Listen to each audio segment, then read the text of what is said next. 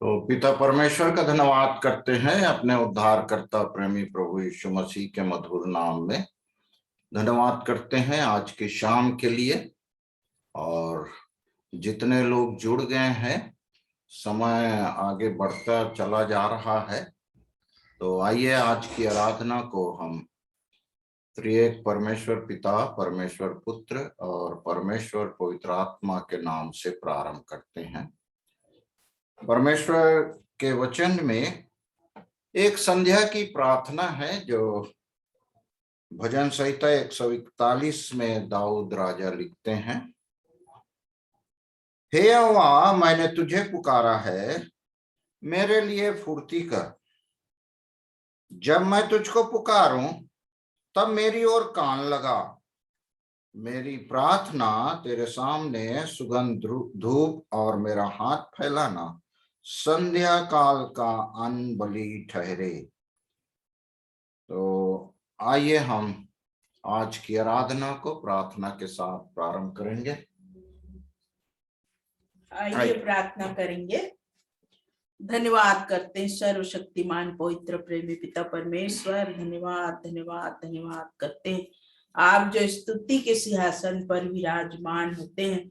धन्यवाद करते हैं प्रभु जी, अपने मुंह के वचन, अपने हृदय के ध्यान को आपके चरणों में उठाते हैं, क्योंकि आप हमारी चिंता करने वाले पिता परमेश्वर हैं। धन्यवाद करते हैं, अनुग्रहकारी हैं, विलंब से कोप करने हारे, अति करुणा में सहज से मिलने वाले प्रेमी पिता परमेश्वर आप हैं। धन्यवाद करते हैं प्रभु जी, आपने हम पर बड़ी दया की है, जूतों के बीच में रखा है प्यारे प्रभु जी। धन्यवाद करते हैं, और किसी भी भली वस्तु की घटी होने नहीं दिया है। धन्यवाद धन्यवाद करते हैं आपके जीवित और सामर्थी प्रबल वचन के लिए। धन्यवाद करते हैं प्यारे प्रभु जी से आपने अपने परिणाम से अधिक महत्व दिया है, और जिस जीते वचन को आपने हम जैसे मिट्टी के बर्तनों में रखा, आपका धन्यवाद करते हैं प्यारे यीशु, जो हम कुछ भी नहीं, ऐसे नाचीज मनुष्यों से आपने प्रेम किया है। धन्यवाद करते हैं मेरे राजा, आपकी स्तुति बढ़ाई करते हैं। आपने हमसे अद्भुत प्रेम किया है मेरे प्रभु जी, और इस प्रकार से अवसर दिया है प्यारे प्रभु, हर एक विपरीत स्थितियों में भी आपने संभाला। दुख मुसीबत में, रोग बीमारी में, हर एक दुर्घटनाओं से आप हमें बचाते हैं मेरे प्रभु जी। आपकी दया प्यारे प्रभु अपार है हमारे जीवन के लिए। धन्यवाद करते हैं, हम उसका वर्णन नहीं कर सकते प्यारे प्रभु। आपने ऐसे अद्भुत काम हमारे जीवन में किए हैं, हमारे अच्छे कामों के कारण नहीं था, परंतु आपकी ही बड़ी दया तरस का फल है कि हम मिटाए नहीं गए हैं। धन्यवाद करते हैं मेरे प्रभु, और आपकी ओर देखते हैं ताकि पवित्र आत्मा की अधीनता में होकर और भी आपके अद्भुत बातों को समझ सके, आपके जीवित वचन के प्रकाश में चल सके मेरे प्रभु, और आपकी सीधी इच्छा को अनुभव से मालूम करते हुए आपके मार्ग निरंतर बढ़ते चले जाएं, और एक दूसरे के लिए आशीष और उन्नति के कारण बने प्यारे प्रभु जी। हमारा जीवन, हर पल, हमारा उठना बैठना, बोलचाल, व्यवहार, सब कुछ आपको भाई, ऐसी आपसे दया चाहते हैं। हमारे मन की आंखें ज्योतिर्मय हो प्यारे प्रभु, और अंश करके आपके तेजस्वी रूप को प्राप्त करते चले जा सके, दया चाहते हैं। हम तो अपने आप में कुछ भी नहीं कर सकते प्यारे प्रभु जी, आप अनुग्रह दीजिए। जब आप हमारी ओर हैं प्यारे प्रभु जी, तो हमें आपकी ओर से सहायता मिलती है प्यारे प्रभु। हम आपका धन्यवाद करते हैं, और भी आप में संभाले जाएं, धन्यवादी बने रहें, और आप ही की बाट जो होते हुए हर पल को बिताने पाए प्यारे यीशु। आज के दिन समय के लिए हमारे जितने प्रिय जुड़ चुके हैं सब के लिए धन्यवाद करते, जो नहीं जुड़ पाए किसी कारणवश अपने कार्य क्षेत्र में हैं, और भी अन्य किसी कार्यों पर हैं, आप सबके मन को जानते हैं मेरे प्रभु। जहाँ भी जिस हाल में रहे आपको भाते रहे, और आपके जीवित वचन आपकी संगति के लिए ललायित रहे प्यारे प्रभु, क्योंकि आपने कहा उसके धर्म और राज की खोज करो तो ये सब वस्तुएं तुम्हें यूं ही मिल जाएंगी। पवित्र प्रभु आप दया कीजिए, सचमुच हम आपके धर्म राज की खोज करते रहें और आप में बढ़ते रहें मेरे प्रभु जी। दया कीजिए मेरे प्रभु जी, सब कुछ मिट जाएगा मेरे प्रभु जी, परंतु जो आपने हमसे अद्भुत प्रेम किया है प्यारे प्रभु जी, और जो हम एक दूसरे से करते हैं वो कभी भी मिटाया नहीं जाएगा। इसलिए हम आपका धन्यवाद करते हैं और आपसे सामर्थ चाहते हैं। अनुग्रहकारी प्रभु परमेश्वर, हमारे प्रिय जो अस्वस्थ हैं, बीमार हैं, सब प्रियों के लिए प्रार्थना करते हैं। पवित्र प्रभु। धन्यवाद धन्यवाद करते हैं हमारे छोटे बच्चों को, हमारे जवान बच्चों को, बुजुर्गों को, सबको आपके लोगों के बारे में सबके प्यारे प्रभु जी। हम सबकी आवश्यकताएं प्यारे प्रभु जी हमारी ये नहीं परंतु आपकी इच्छा हमारे जीवन से पूरी हो। हम घटते चले जाएं और आप हमारे जीवन से बढ़े प्यारे प्रभु। और हमारी हर एक की स्थितियां आपसे छिपी नहीं है, आप जानते हैं प्यारे प्रभु। हम जो बुजुर्ग हैं, हमारे छोटे बच्चे हैं, हमारे जवान बच्चे हैं, हर एक की स्थिति को आप देख रहे हैं प्यारे प्रभु जी। समय अनुसार हमारे बच्चों का उद्धार हो, जिनका हो चुका है, और भी आपके मार्ग में बढ़ते चले जाएं। और हम सब भी प्यारे प्रभु जी इस हाथी की रखवाली कर सके जो आपने हमें सौंपी है मेरे प्रभु जी। अपने वस्त्र की चौकसी करते रहे, ऐसी आपसे दया चाहते हैं मेरे प्रभु। हम तो अपने आप में कुछ भी नहीं कर सकते प्यारे प्रभु, हमें ऐसी कोई योग्यता नहीं, परंतु आप हमें संभाले हुए हैं। आपका धन्यवाद करते और आपसे आगे के जीवन के लिए भी सामर्थ्य चाहते हैं मेरे प्रभु। अपने आत्मा देह प्राण आपके लोगों के बारे में सौंपते हैं मेरे राजा। आज अपने जीवित वचन से हम सब से बोलिए और बातचीत कीजिए। हमारे इस प्रकार से इकट्ठा होना प्यारे प्रभु, स्तुति और महिमा हम आपके लिए करते हैं प्यारे प्रभु जी। आत्मा सच्चाई से हम आपका भजन करें, हमारे इकट्ठा होना आपके महिमा के लिए हो, ऐसी दया चाहते हैं। सब बातों के लिए धन्यवाद करते हैं, आदर इज्जत महिमा देते हैं और बड़े धन्यवाद से दुआ हमारे पवित्र उद्धार करता प्रभु यीशु के नाम में मांगते हैं। सुने और दया करके ग्रहण कीजिए, आमीन। आमीन यीशु। तो प्रभु की स्तुति प्रशंसा में आगे बढ़ेंगे। हम लोग एक गीत गा लेंगे और आप सब हमारे साथ इस आराधना में, इस भजन को गाने में सहायता करेंगे।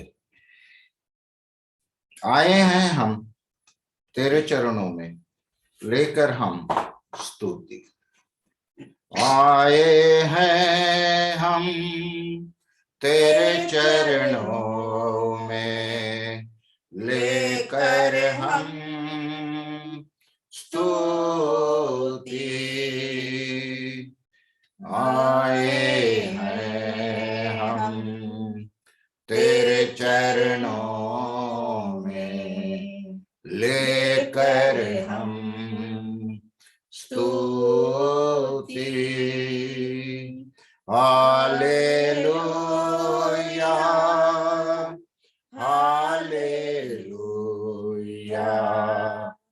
Hallelujah hallelujah.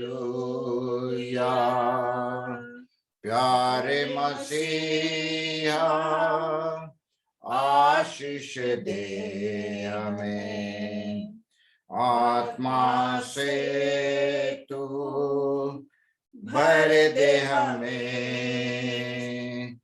प्यारे मसीहा आशीष दे हमें, आत्मा से तू भर दे हमें।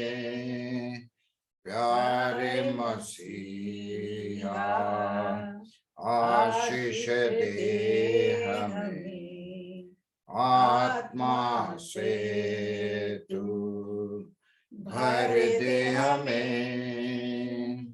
Hallelujah hallelujah hallelujah hallelujah. छुटकारा भी तुझसे ही है, मुक्ति पाप से दे दे हमें। छुटकारा भी तुझसे ही है, मुक्ति पाप से दे दे हमें। छुटकारा भी तुझसे ही है, मुक्ति पाप से दे दे हमें। Hallelujah hallelujah hallelujah hallelujah. हम बच्चे हैं परम पिता के, बढ़ना है हमें वचनों में।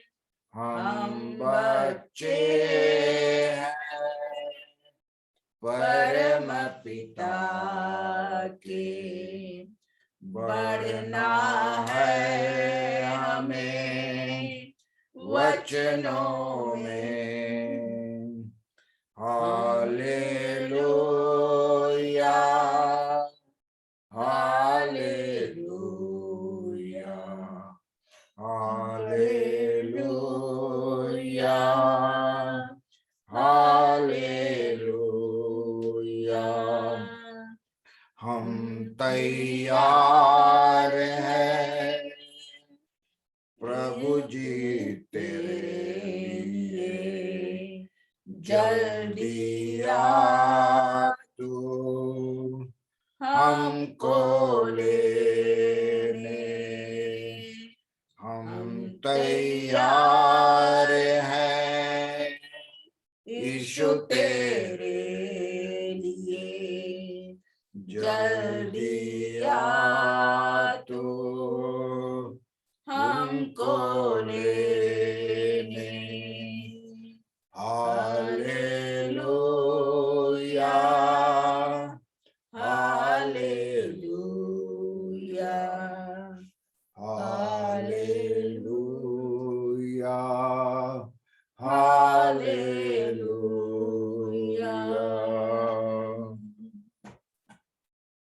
तो प्रभु का धन्यवाद करते हैं और भी आराधना में बढ़ने और प्रभु की स्तुति करने में आप सभी को भी अवसर है।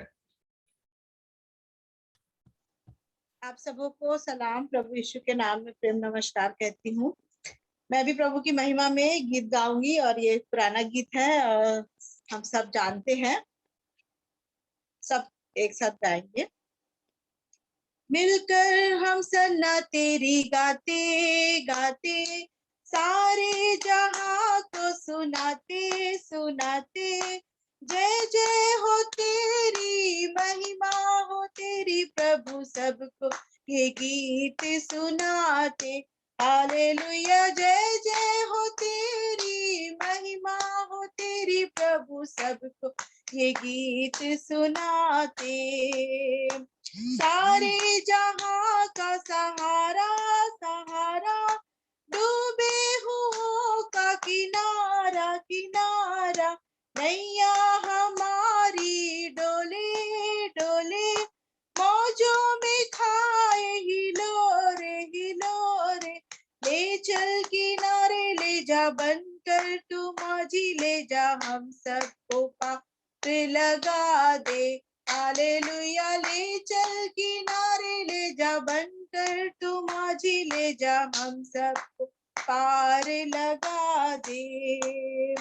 पापों में जीवन हमारा हमारा, कष्टों को झेल रहा है, कैसे बचेंगे सारे सारे, पापी जीवन ये हमारे हमारे, तू ही हमारी आशा, तू ही हमारा राजा, हम सबको पार लगा दे। हालेलुया, तू ही हमारी आशा, तू ही हमारा राजा, हम सबको पार लगा दे। मिलकर हम सन्ना तेरी गाते गाते, सारे जहां को सुनाते सुनाते, जय जय हो तेरी, महिमा हो तेरी प्रभु, सबको ये गीत सुनाते। हालेलुया, जय जय हो तेरी, महिमा हो तेरी प्रभु, सबको ये गीत सुनाते। धन्यवाद। सोनू को भी धन्यवाद। और सचमुच में हम निरंतर प्रभु की स्तुति करते रहें, और जो सुसमाचार हमने सुना, जिसके द्वारा हमने जीवन पाया, वैसे बहुत से लोग हैं। इसलिए सुसमाचार प्रचार करना हम सब का उत्तरदायित्व है। तो इस सुंदर गीत में जो संदेश हमने सुना गीत के द्वारा और गाया, सचमुच में इस कार्य को जो प्रभु ने हमें सौंपा है उसे पूरा कर सके। और भी कोई स्तुति करना चाहते हैं तो उन्हें अवसर है। आप सबको तो जय मसीह। प्रभु की महिमा में हम भी एक गीत गाएंगे।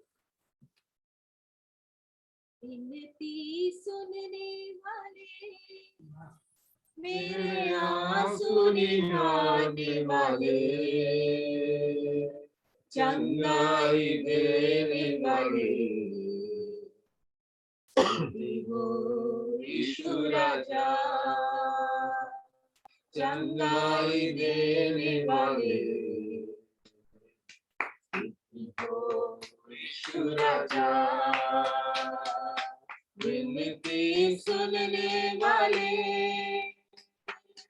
तुझसे होगा सब कुछ होगा, ये वचन काफी है। तुझसे होगा सब कुछ होगा, ये वचन काफी है। तेरा ये वचन काफी है, तेरा ये वचन काफी है। विनती सुनने वाले, मेरे आंसू निहारने वाले, चंगाई देने वाले, यीशु राजा, चंगाई देने वाले, यीशु राजा, करुणानिधि तारणहारे, चमत्कार करने वाले, करुणानिधि तारणहारे, चमत्कार करने वाले, सदा चमत्कार करने वाले, सदा चमत्कार करने वाले, विनती सुनने वाले, मेरे आंसू निहारने वाले, चंगाई देने वाले, स्तुति हो यीशु राजा, चंगाई देने वाले, स्तुति हो यीशु राजा। मेरी मर्जी चंगे हो जा, ये बोल कर दिया शिफा। मेरी मर्जी चंगे हो जा, ये बोल कर दिया शिफा। स्वामी ये बोल कर दिया शिफा, स्वामी ये बोल कर दिया शिफा। विनती सुनने वाले, मेरे आंसू निहारने वाले, चंगाई देने वाले, स्तुति हो यीशु राजा, चंगाई देने वाले, स्तुति हो यीशु राजा। रोगों को क्रूस के द्वारा उठा लिया तूने, रोगों को क्रूस के द्वारा उठा लिया तूने, यीशु उठा लिया तूने, लिया तूने, विनती सुनने वाले, मेरे आंसू निहारने वाले, चंगाई देने वाले, स्तुति हो यीशु राजा, चंगाई देने वाले, स्तुति हो यीशु राजा।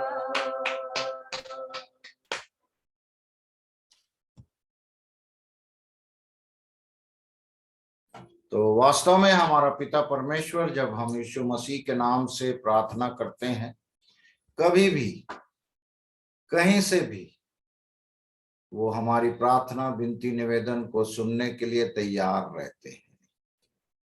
चंगाई देना, चमत्कार करने वाला और अद्भुत काम करने वाला, और सबसे बड़ा आश्चर्यकरण चमत्कार है कि हम पापियों को उसने बचाया, उस क्रूस पर अपने रक्त को बहाकर हमें शिफा दिया। तो पिता परमेश्वर का धन्यवाद करते हैं भाई को, बबली को, रूनी बेटा को बड़े अच्छे तरीके से प्रभु की स्तुति किए, धन्यवाद करते हैं। और अवसर है यदि कोई स्तुति करना चाहते हैं।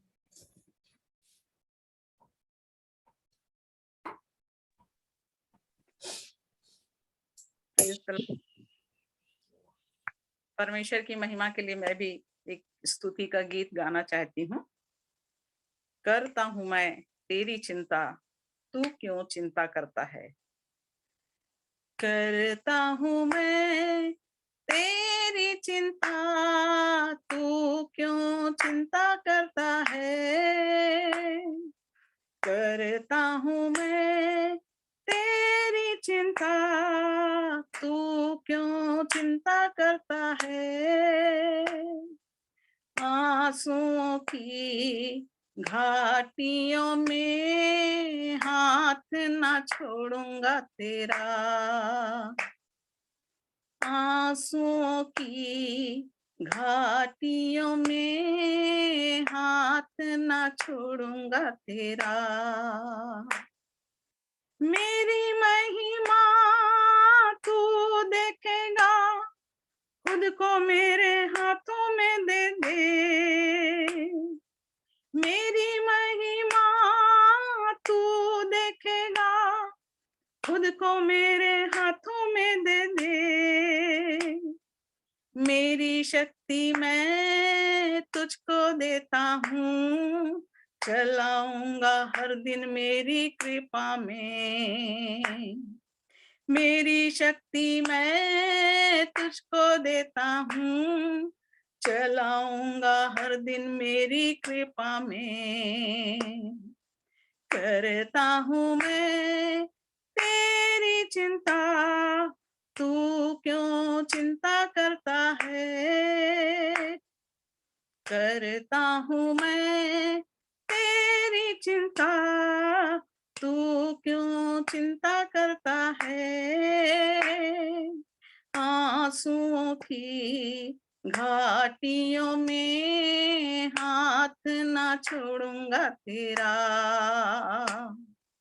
आंसुओं की घाटियों में हाथ ना छोड़ूंगा तेरा।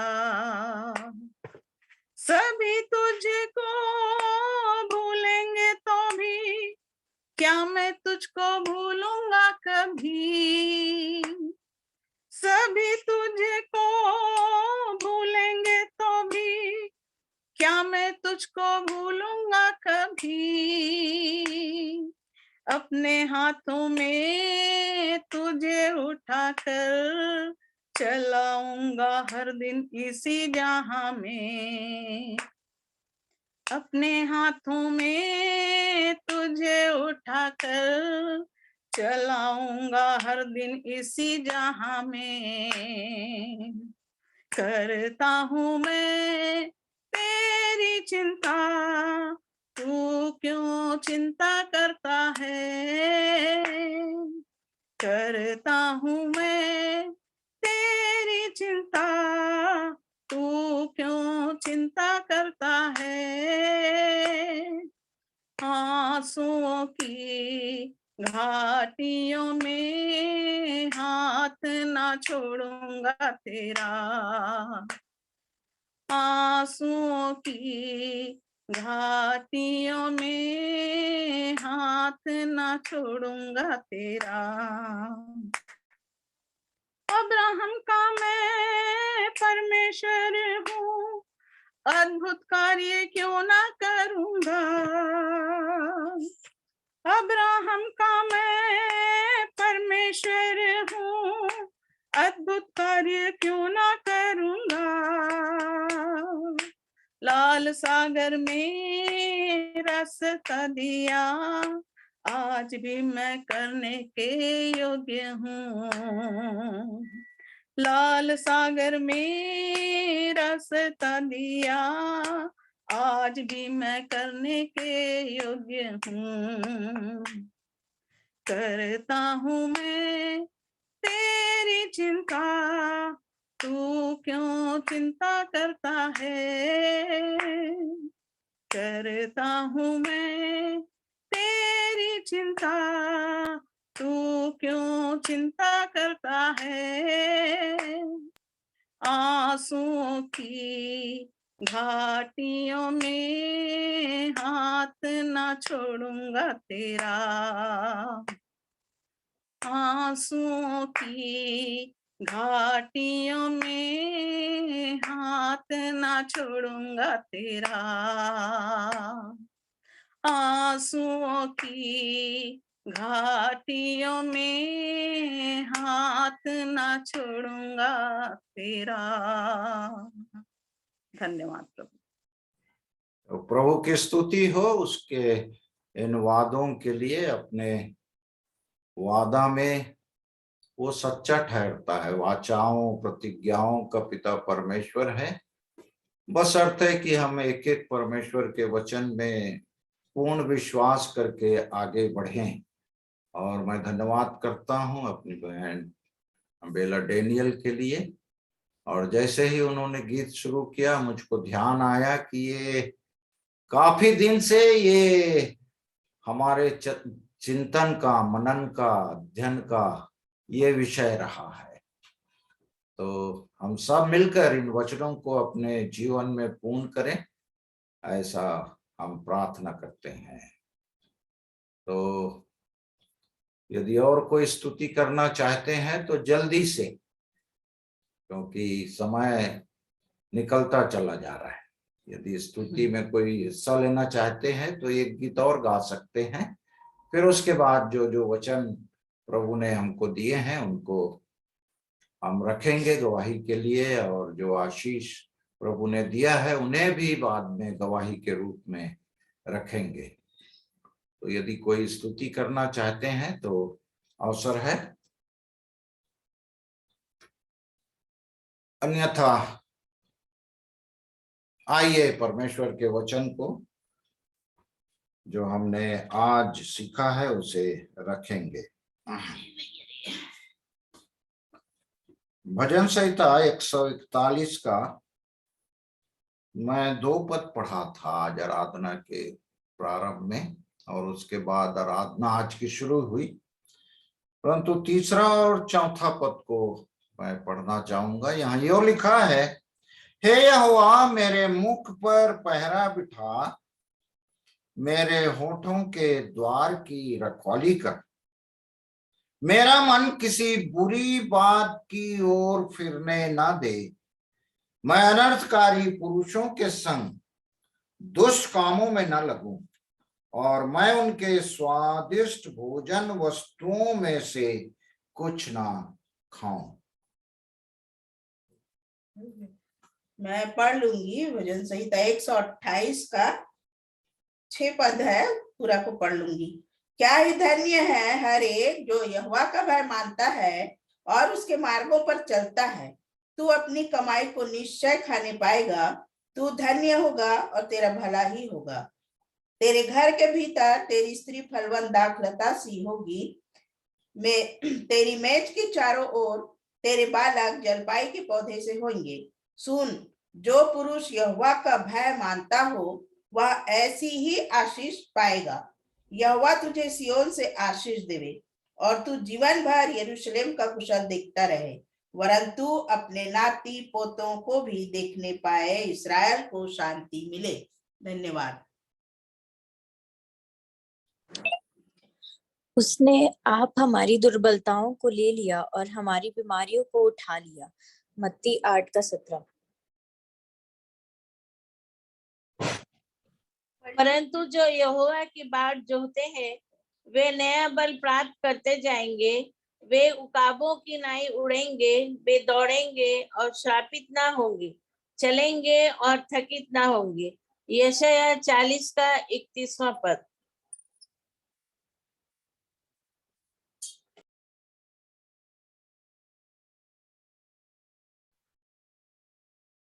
मैं पढ़ूंगी भजन संहिता उसका 143, उसका 4, 5, 6 और 8वां पद।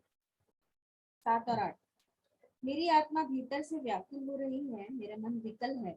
मुझे प्राचीन काल के दिन स्मरण आते हैं। मैं तेरे सब अद्भुत कामों पर ध्यान करता हूँ और तेरे काम को सोचता हूँ। मैं तेरी ओर अपने हाथ फैलाए हुए हूँ, सूखी भूमि की नाई मैं तेरा प्यासा हूँ।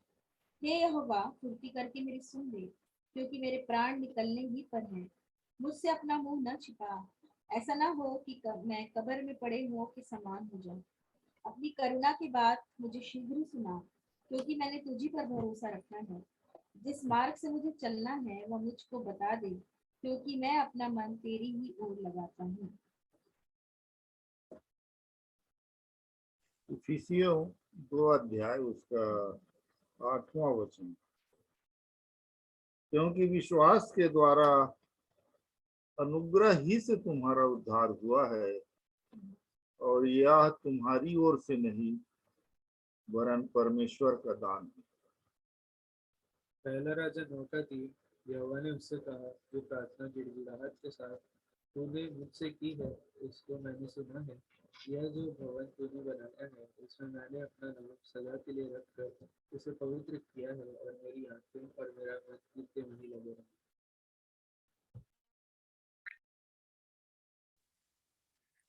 भजन 63 और उसका 1 से लेके 4 पद मैं पढ़ूंगी। परमेश्वर, तू मेरा परमेश्वर है, मैं तुझे यत्न से ढूंढूंगा। सूखी और निर्जल ऊसर भूमि पर मेरा मन तेरा प्यासा है, मेरा शरीर तेरा अति अभिलाषी है। इस प्रकार से मैंने पवित्र स्थान में तुझ पर दृष्टि की कि तेरी सामर्थ्य और महिमा को देखूं, क्योंकि तेरी करुणा जीवन से भी उत्तम है। मैं तेरी प्रशंसा करूंगा। इसी प्रकार मैं जीवन भर तुझे धन्य कहता रहूंगा और तेरा नाम लेकर अपने हाथ उठाऊंगा।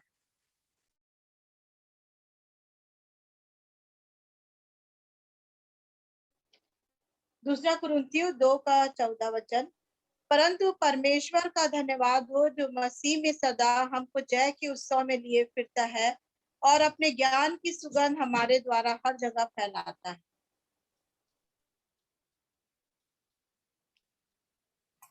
दूसरा कुरिन्थियों 6वां अध्याय और उसका 11, 12, 13 वचन। हे कुरिन्थियों, हमने खुलकर तुमसे बातें की हैं।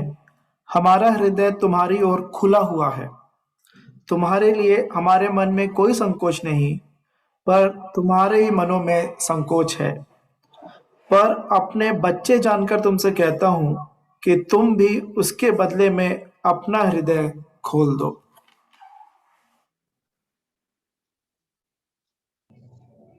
मैं पढ़ लूंगी मत्ती उसका 5वां अध्याय और 6वां वचन। धन्य है वे जो धार्मिकता के भूखे और प्यासे हैं, क्योंकि वे तृप्त किए जाएंगे। आप सबों को जय मसीह की। मैं पढ़ूंगा भजन संहिता उसका 136 अध्याय और उसका पहला वचन पर लिखा है, यहोवा का धन्यवाद करो क्योंकि वह भला है और उसकी करुणा सदा की है। धन्यवाद। सभी को सलाम। मैं आप लोगों के सामने पढ़ लूंगी नीति वचन 20 का 13। नींद से प्रीति न रख, नहीं तो दरिद्र हो जाएगा।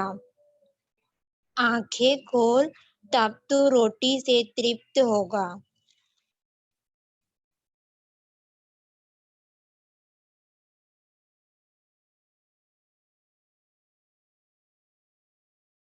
तो ऐसा लगता है कि सबने परमेश्वर के वचन से जो उन्होंने सीखा है आज रखे हैं, पढ़े हैं, और भी प्रभु हमें अपने वचनों में बढ़ाता ले चले।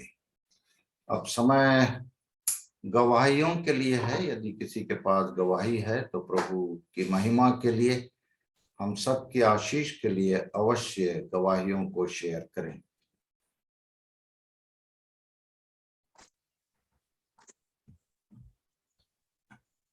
मैं भी अपने परमेश्वर पिता का प्रभु यीशु मसीह में होकर धन्यवाद देती हूँ कि मैं और एंजल कल सेकंड हाफ में बाई रोड कोरबा से बिलासपुर आए और मार्ग में दीदी के घर पहुंचाया, और को शादी के कार्यक्रम में दमोह जाना है, इसलिए मैं और एंजल यहाँ आए हुए हैं। दीदी के परिवार के साथ हम दोनों भी दमोह जाएंगे। 31 तारीख रात को हमारी ट्रेन है, और शादी में हमारे छोटे भाई की बेटी की शादी है, उसमें फंक्शन में हम लोग जा रहे हैं। तो आप सभी से निवेदन करती हूँ कि हमारे आने जाने में और हर मुसीबत विपत्ति से बचाने के लिए आप सब अपनी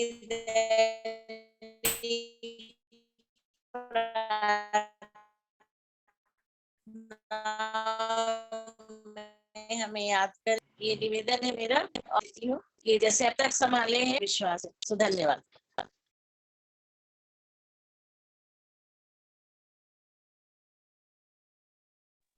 तो बेटी, हाँ, 1 मिनट। हाँ दादा, बोलिए बोलिए। तो ये जो प्रार्थना का विषय हमारे सन्मुख आया है, अपने हर एक परिवारों को हम प्रार्थना में उठाते हैं। तो ये अच्छी बात है कि हमारे बच्चे लोग उस विवाह के कार्यक्रम में जा रहे हैं, तो उनके लिए अवश्य हम प्रार्थना करते रहें। अब बोलिए बेटा। जी दादा, ये मेरी गवाही है कि आज मैं एक परिवार को देखा।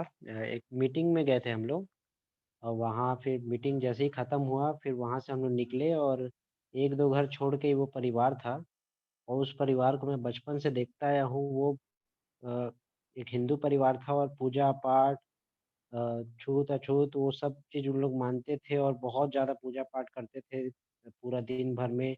उनके 2 बेटे हैं, 1 बेटी और 1 बेटा है।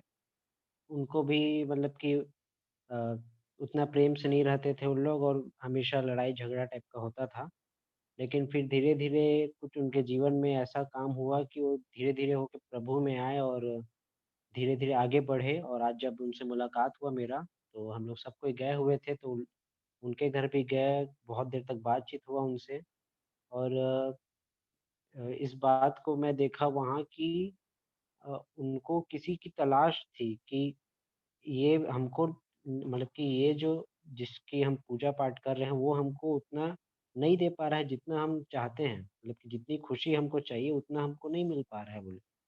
लेकिन जब से इसमें आए हैं, पहले जितना वो एक गवाही दी अपना खुद का, कि मैं जितना पहले कमाता था उसमें बहुत थोड़ा ही बचा पाता था और अपने परिवार में करता था। लेकिन अब मैं उतना मेहनत नहीं करता, लेकिन परमेश्वर मुझको पूरी रीति से बचाया है और अभी खिला रहा है। और वो पति पत्नी पूरा परिवार दोनों उसमें प्रभु में हैं, और बहुत ही आगे बढ़ रहे हैं। और बहुत दिन बाद उनसे बात हुआ मेरा, बहुत खुशी हुई देख के भी उनको। और मैं भी बहुत कुछ सीखा उनके जीवन से कि एक जब तक हमारे जीवन में लालसा नहीं होगी किसी चीज़ की, तो हम उस चीज़ को कभी नहीं पा सकते। अगर हमारे अंदर इच्छा नहीं होगी किसी चीज़ को पाने की, तो हम उसको चाहे कुछ भी कर लें नहीं पा सकते। अगर हम उसके पीछे मेहनत करेंगे तब जाके वो चीज़ हमको मिल पाएगी। तो बहुत सारी बातों को भी मैं सीखा, और आज मैं वचन नहीं बोल पाया था, इसलिए मैं वचन भी बोल दूँगा। ये वचन जब मैं देखा तो उसमें मेरे को बहुत सारी बातें मिली। उसका पहला पद पढ़ूँगा मैं। भजन संहिता 39 उसका 1। मैंने कहा, मैं अपनी चाल चलन में चौकसी करूँगा, ताकि मेरी जीभ से पाप न हो। जब तक दुष्ट मेरे सामने है, तब तक मैं लगाम लगाए अपना मुँह बंद किए रहूँगा।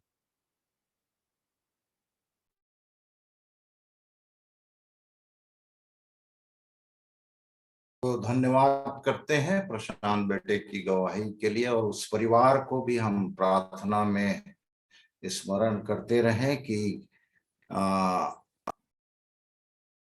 प्रभु अपने कार्य को पूरा करता है।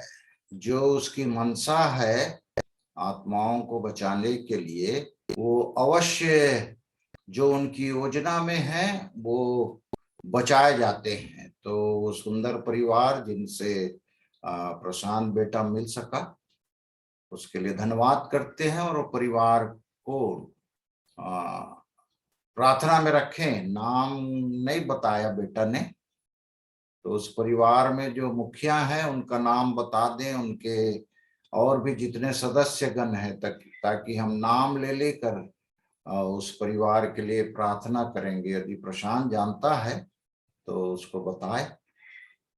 नहीं दादा, मैं क्या उनके बेटे लोग का नाम जानता हूँ। क्या है, हाँ उनसे ही बात होता है, अंकल आंटी से उतना नहीं होता था मेरा। हाँ, लड़के का नाम आकाश है और लड़की का नाम छाया है। आकाश और छाया, तो जी। इनको भी परिवार को प्रार्थना में हम स्मरण करेंगे। और कोई गवाही नहीं है तो वचन है। यदि वचन कोई शेयर करना चाहते हैं तो अवसर है।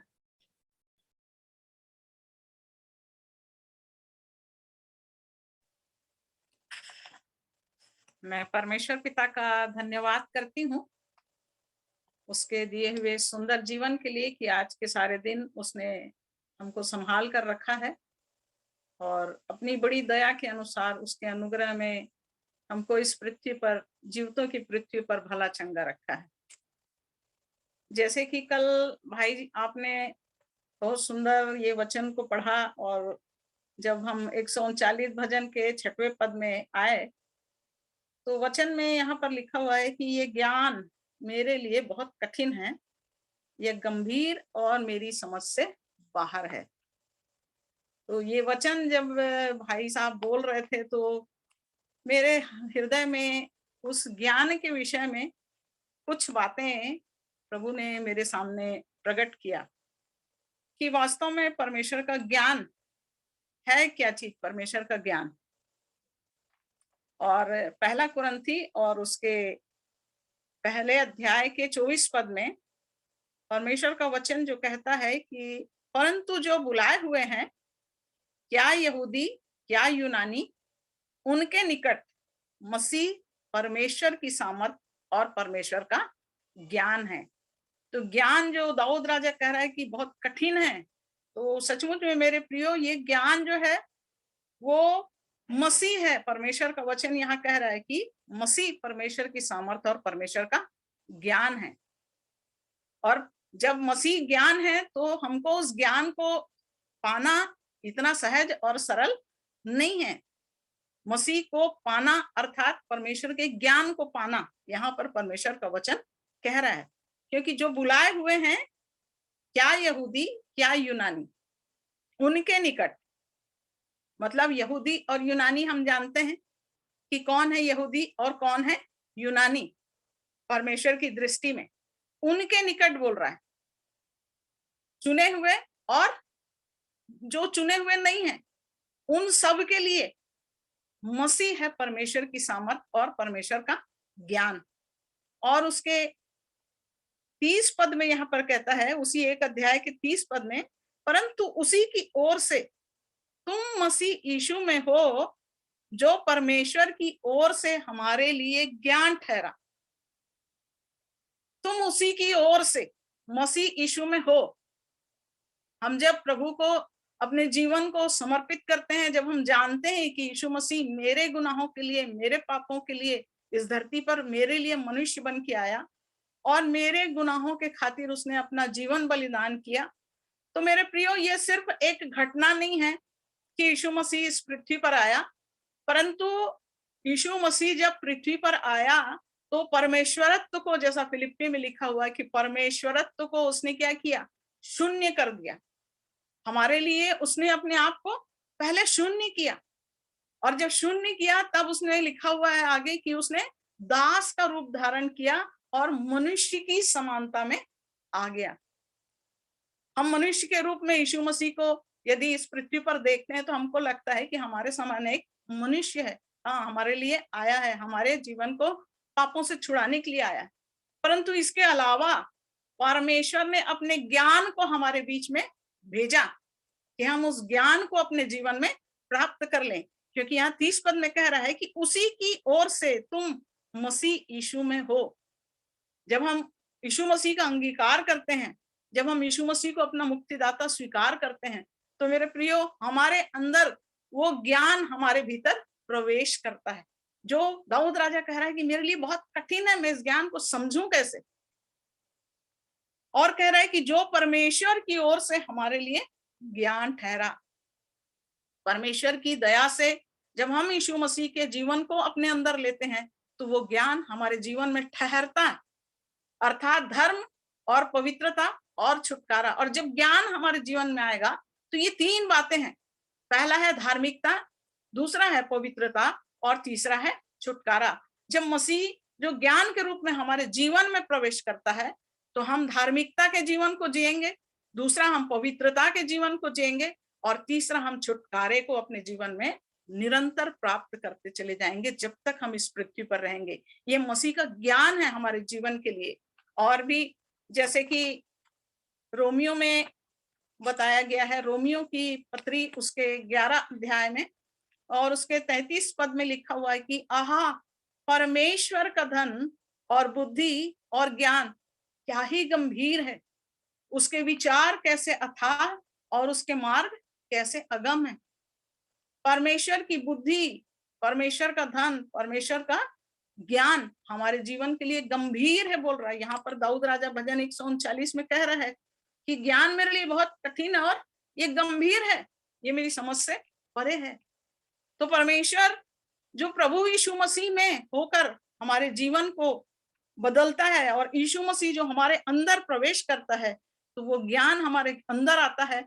और जब वो ज्ञान हमारे अंदर आएगा तो मेरे प्रियो हम धार्मिकता के जीवन को जीने के लिए अपने आप को तैयार करेंगे, अपने जीवन को हम पवित्रता की ओर बढ़ाते जाएंगे। और तीसरी चीज जो है वो छुटकारा, मतलब हमारे जीवन के हर पाप के दासत्व से, हर बंधन से हमारे जीवन को प्रभु छुटकारा देता है। और जैसे कि हम जानते हैं कि यदि ज्ञान नहीं हो हमारे जीवन में, यदि ज्ञान की कमी होगी, यशायाह 5 और उसके 13 और 14 पद में कहता है, इसलिए अज्ञानता के कारण मेरी प्रजा बंधुआई में जाती है, उसके प्रतिष्ठित पुरुष भूखों मरते और साधारण लोग प्यास से व्याकुल होते हैं। इसलिए अधोलोक ने अत्यंत लालसा करके अपना मुंह बेपरिमाण पसारा है और उनका वैभव और भीड़ भाड़ और आनंद करने वाले सब उसके मुंह में जा पड़ते हैं। ज्ञान यदि हमारे जीवन में नहीं है, परमेश्वर का ज्ञान, एक व्यक्ति चाहे वो कितना प्रतिष्ठित हो जाए, कितना नाम हो जाए, कितना ऊंची पद में वो, ऊंची पदवी में रहे, कितना ऊंचा उसका नाम हो, यहाँ लिख रहा है कि प्रतिष्ठित हो तो भी क्या है, वो भूखे मरते और प्यास से व्याकुल होते हैं। और अधोलोक जो है लालसा करके अपना मुंह बेपरिमाण पसारा है ताकि ये वैभव, भीड़ भाड़, आनंद करने वाले सब उसके मुंह में जा पड़ते हैं। मसीह का ज्ञान यदि एक व्यक्ति के जीवन में नहीं है तो उसकी संपन्नता, उसका नाम, उसका ऊंचा पद, उसका धन संपत्ति, सब कुछ उसके लिए व्यर्थ हो जाएगा। इसलिए मसीह का ज्ञान एक मनुष्य के जीवन की आवश्यकता है। यह सचमुच में बहुत ही गंभीर बात है। और इस ज्ञान को हम कैसे अपने जीवन में, याकूब की पुस्तक में इस बात को बहुत अच्छा बताया है। याकूब और उसके 3 अध्याय में और उसके 17 पद में इस बात को कहता है कि जो ज्ञान ऊपर से आता है वह पहले तो पवित्र होता है, फिर मिलनसार, कोमल और मृदु भाव और दया और अच्छे फलों से लदा हुआ और पक्षपात और कपट रहित होता है।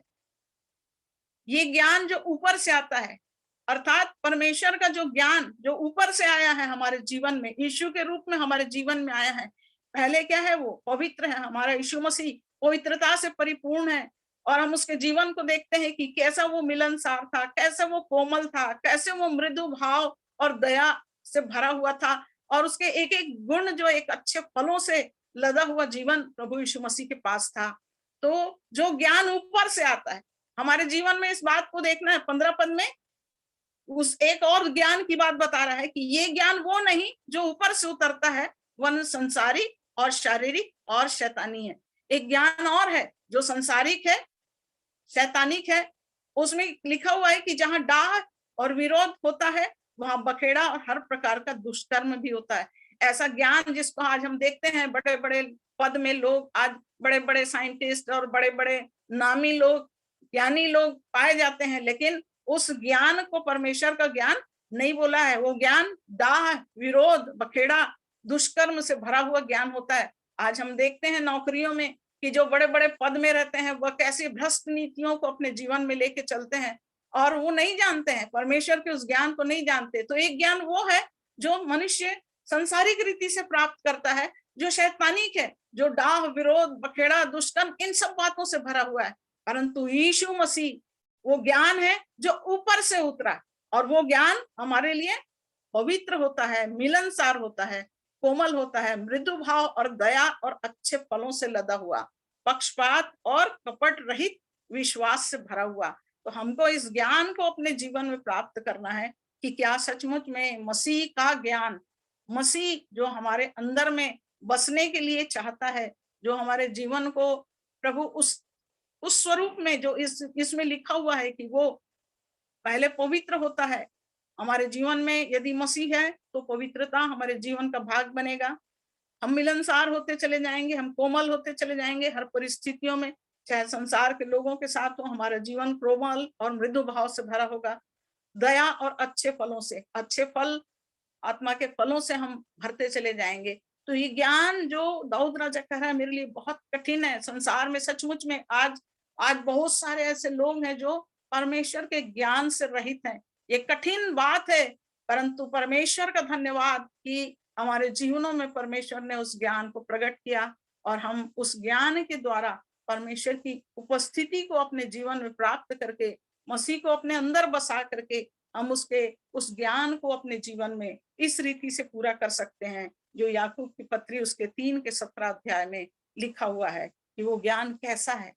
इसलिए प्रभु का मैं धन्यवाद करती हूँ। इन थोड़े से वचनों को ने कल बोला कि वो ज्ञान के विषय में मैं पढ़ रहा हूँ, मैं और तो मेरे भी अंदर ये बातें आई और मैंने भी इन वचनों को देखा और मुझे लगा कि मैं अवश्य इस बात को अपने प्रिय लोगों के सामने रखूं ताकि हम सब भी उस ज्ञान में निरंतर बढ़ते चले जाएं और उस बड़ी गंभीरता के साथ अपने जीवन में उस ज्ञान को प्राप्त करके मसीह के स्वरूप में हम अपने आप को बदलते चले जाएं।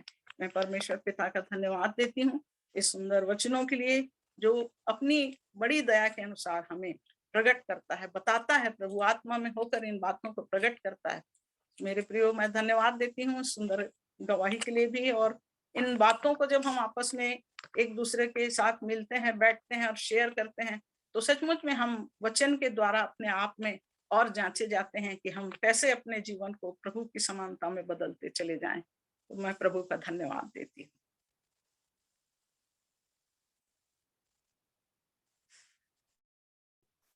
तो वास्तव में ये प्रशंसनीय बात है कि हम जब आराधना में मिलकर कुछ विषय निकलता है और उसी विषय को और मनन करते हैं और मनन करने के बाद हम सब की आशीष के लिए उसे बांटते हैं।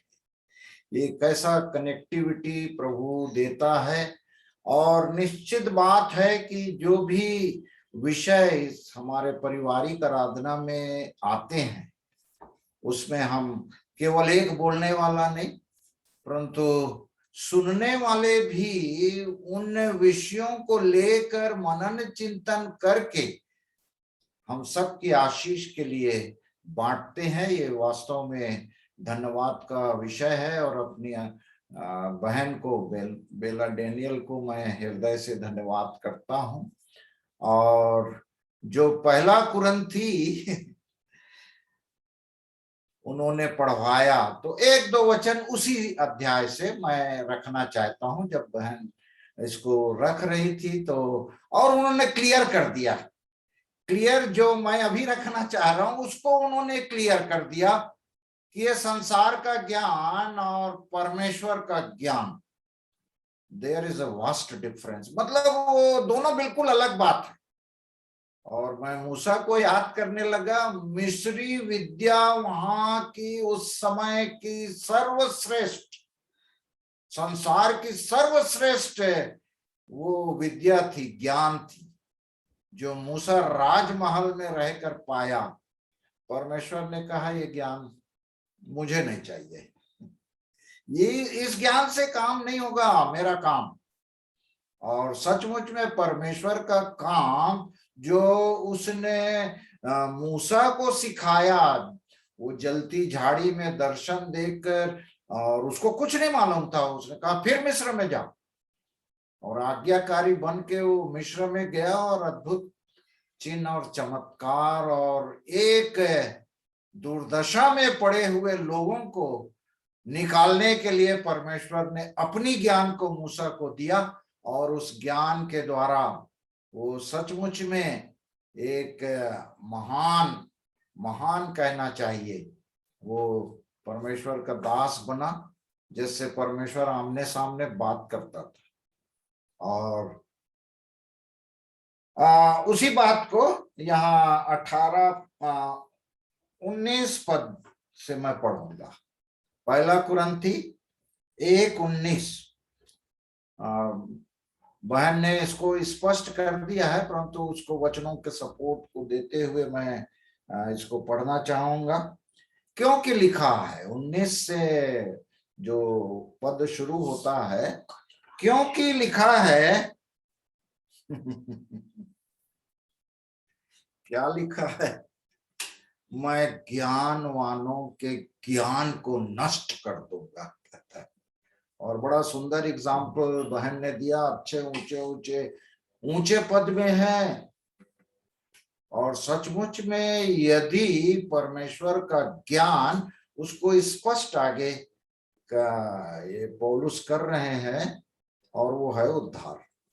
आगे जो बता रहे हैं, मैं ज्ञानवानों के ज्ञान को नष्ट करूंगा और समझदारों की समझ को तुच्छ कर दूंगा।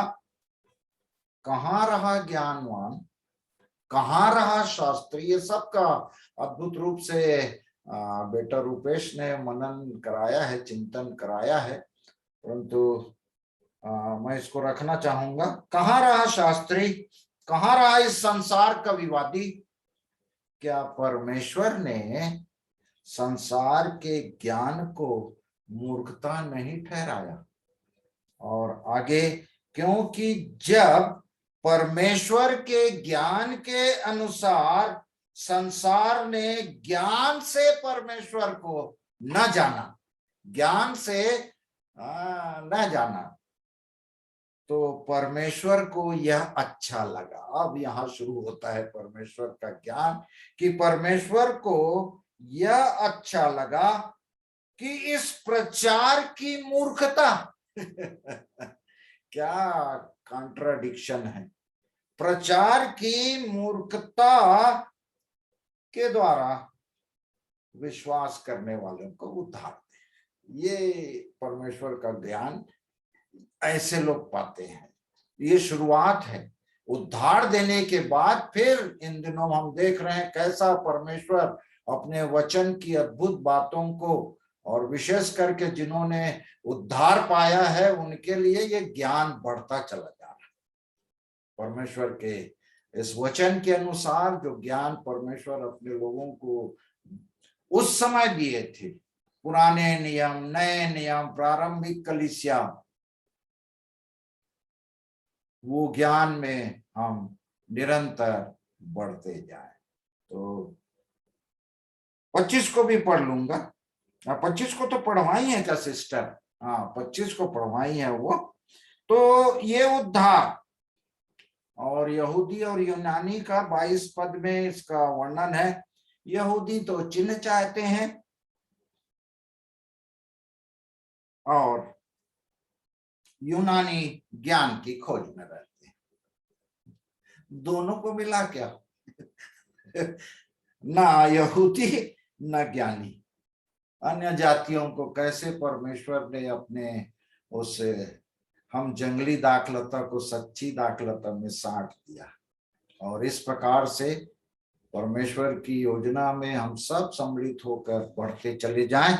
तो यहाँ मैं अपनी वाणी को विराम देता हूँ। आप लोगों को अवसर है।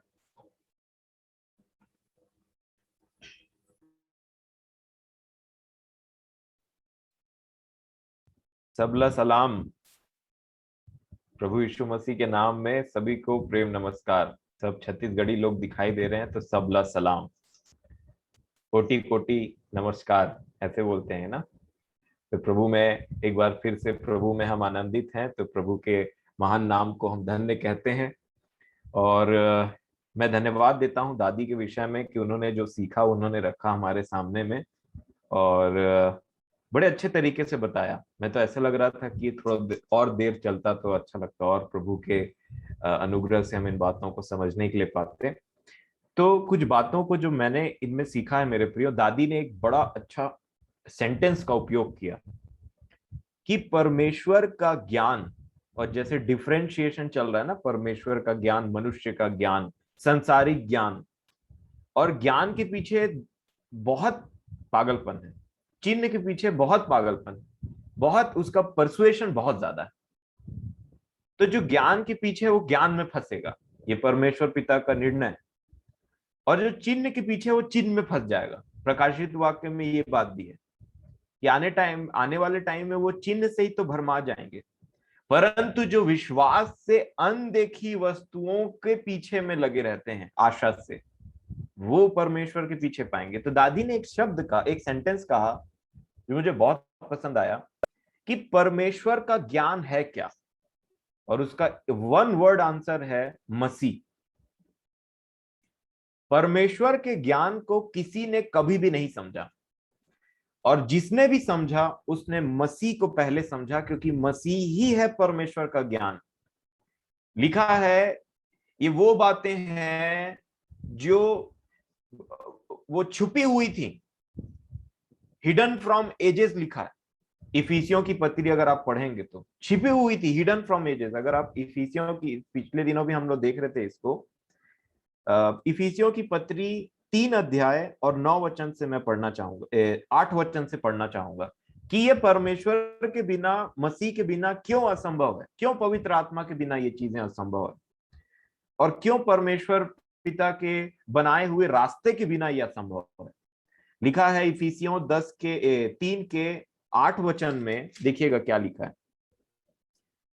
7 से पढ़ूंगा क्योंकि अनुग्रह की बात आती है ना, और इसके बिना हमारा जीवन कुछ नहीं। तो इफिसियों 3 के 7 में क्या लिखा है? 3 के 7 में क्या लिखा है मेरे प्रियो?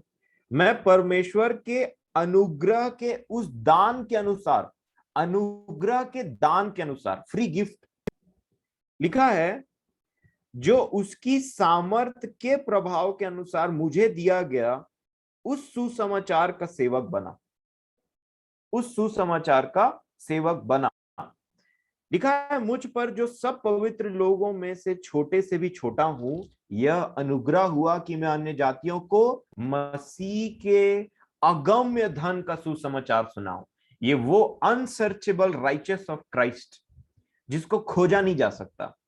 इस संसार के ज्ञान को कौन सी ऐसी बात है जिसको आप खोज नहीं सकते? खोज सकते हैं, बुक पढ़ेंगे, इंटरनेट में सर्च करेंगे, पता चल जाएगा।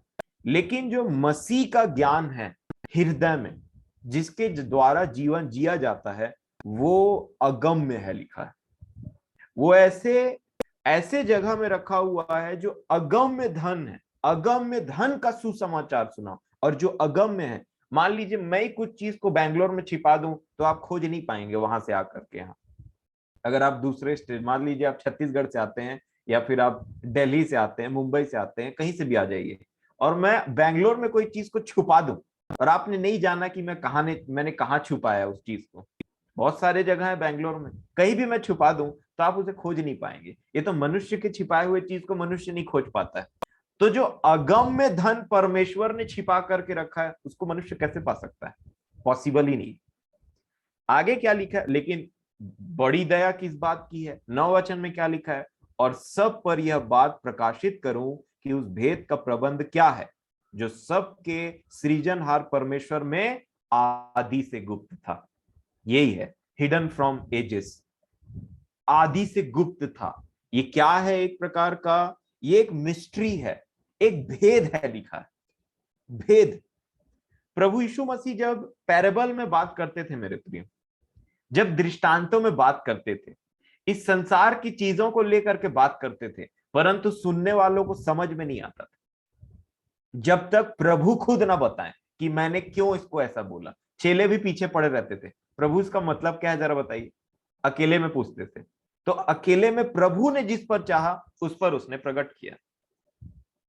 यही तो एक बेहतरीन बात है कि परमेश्वर के हाथ से कोई कभी कोई चीज छीन नहीं सकता, उसके खोले हुए को कोई बंद नहीं कर सकता, उसके बंद किए हुए को कोई खोल नहीं सकता। उसी प्रकार ये अनुग्रह से वरदान के स्वरूप में होता है। जब मनुष्य अपने आप को नम्र और दीन कर लेता है ना, तो प्रभु ये बातों को बताते हैं अपने आत्मा के द्वारा। 11 वचन में क्या लिखा है? 10 वचन में क्या लिखा है? ताकि, क्यों छुपा करके रखा?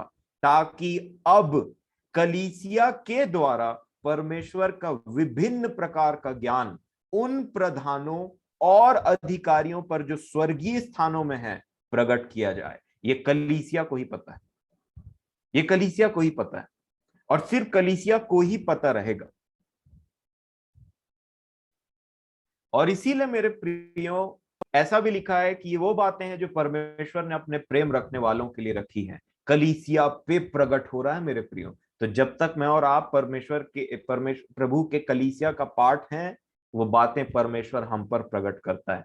देखिए प्रकाशित वाक्य किसके लिए लिखा गया, किनको पहुंची चिट्ठी, किनको परमेश्वर ने प्रकाशित मतलब प्रकाशन किसको दिया? यीशु को दिया, यीशु मसीह को दिया। यीशु मसीह ने किसको बताया? यूहन्ना को बताया, जो प्रिय था और वचन में चलता था। यूहन्ना को क्यों बताया? ताकि वो कलीसिया को बताए। तो कलीसिया में जुड़े रहेंगे तब ना प्रभु की बात पता चलेगी, जो परमेश्वर कलीसिया के लिए भेजते हैं। जरिया बने प्रभु यीशु मसीह, क्योंकि प्रभु यीशु मसीह ही परमेश्वर से जोड़ने का काम करते हैं हमको। तो ये बातें उन्हीं को पता चलती है जो कलीसिया का पार्ट है। अब आप ये मत सोच लीजिएगा कि मेरे को भेद समझ में नहीं आता तो प्रभु ये मैं कलीसिया का पार्ट नहीं। प्रभु क्या है ना, प्रभु का प्रबंध ऐसा है ना मेरे प्रियो कि हर कोई एक काम नहीं कर सकता। इसीलिए प्रभु ने कलीसिया में विभिन्न प्रकार के लोगों को नियुक्त किया है कि तुम ये काम करना, तुम वो काम करना। उसी में एक है जो वचन सुनाने वाले लोग रहते हैं। लेकिन ऐसा भी नहीं है कि प्रभु ने कोई रेस्ट्रिक्शन डाल करके रखा है कि तुम वचन को पढ़ोगे तो तुमको समझ में नहीं आएगा।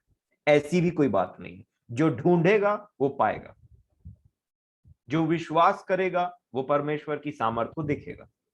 इसी को जब दादी ने कहा कि ये ज्ञान क्या है, ये तो अगम्य चीज है, और ये ज्ञान एक और इसका पार्ट आप मनन के लिए ले सकते हैं जो कुलूसियों में लिखा है।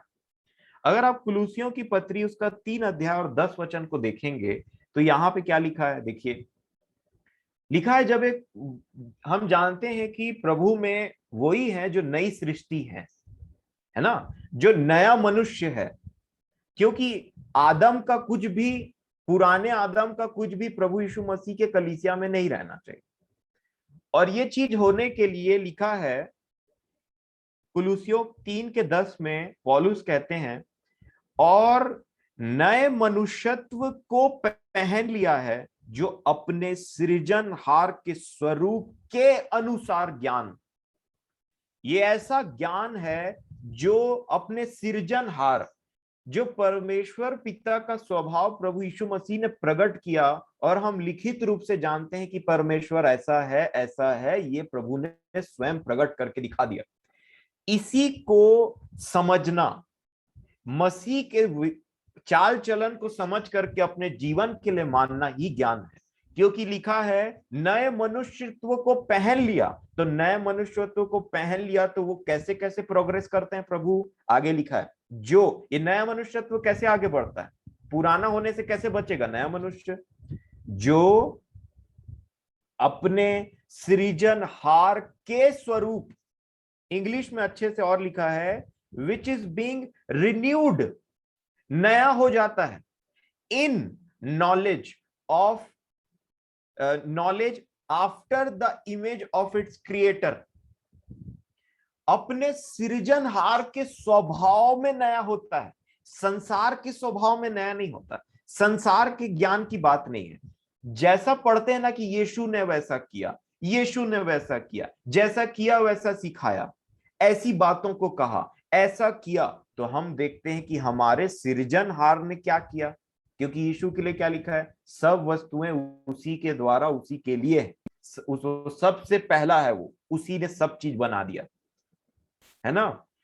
तो उसके इमेज में बनने के लिए ये प्रक्रिया चलती है, उसके लिए ज्ञान चाहिए कि प्रभु की इच्छा क्या है, क्योंकि पवित्र आत्मा यही काम करता है, हमको बताता है कि ज्ञान क्या है, प्रभु की इच्छा क्या है। क्योंकि मेरे ज्ञान के ना होने से प्रजा बंधुआई में जाती है, बंधुआई में जाती है। इसीलिए वो नाना प्रकार का, क्या लिखा, विभिन्न प्रकार का ज्ञान, इफिसियों में पढ़ा ना हमने, विभिन्न प्रकार का ज्ञान परमेश्वर ने हमें दिया। अब बड़ा इसमें क्या है, अब प्रार्थना की बात जो हम देख रहे थे पिछले दिनों, वो कैसे जुड़ता है इसमें। कोशिश करूंगा कि 2 वचनों में इन बातों को, 3 वचनों में इन बातों को खत्म करूं मैं। आपने कुलुसियों पहले खोला हुआ है, तो इसके 4 के 5 को पढ़ेंगे।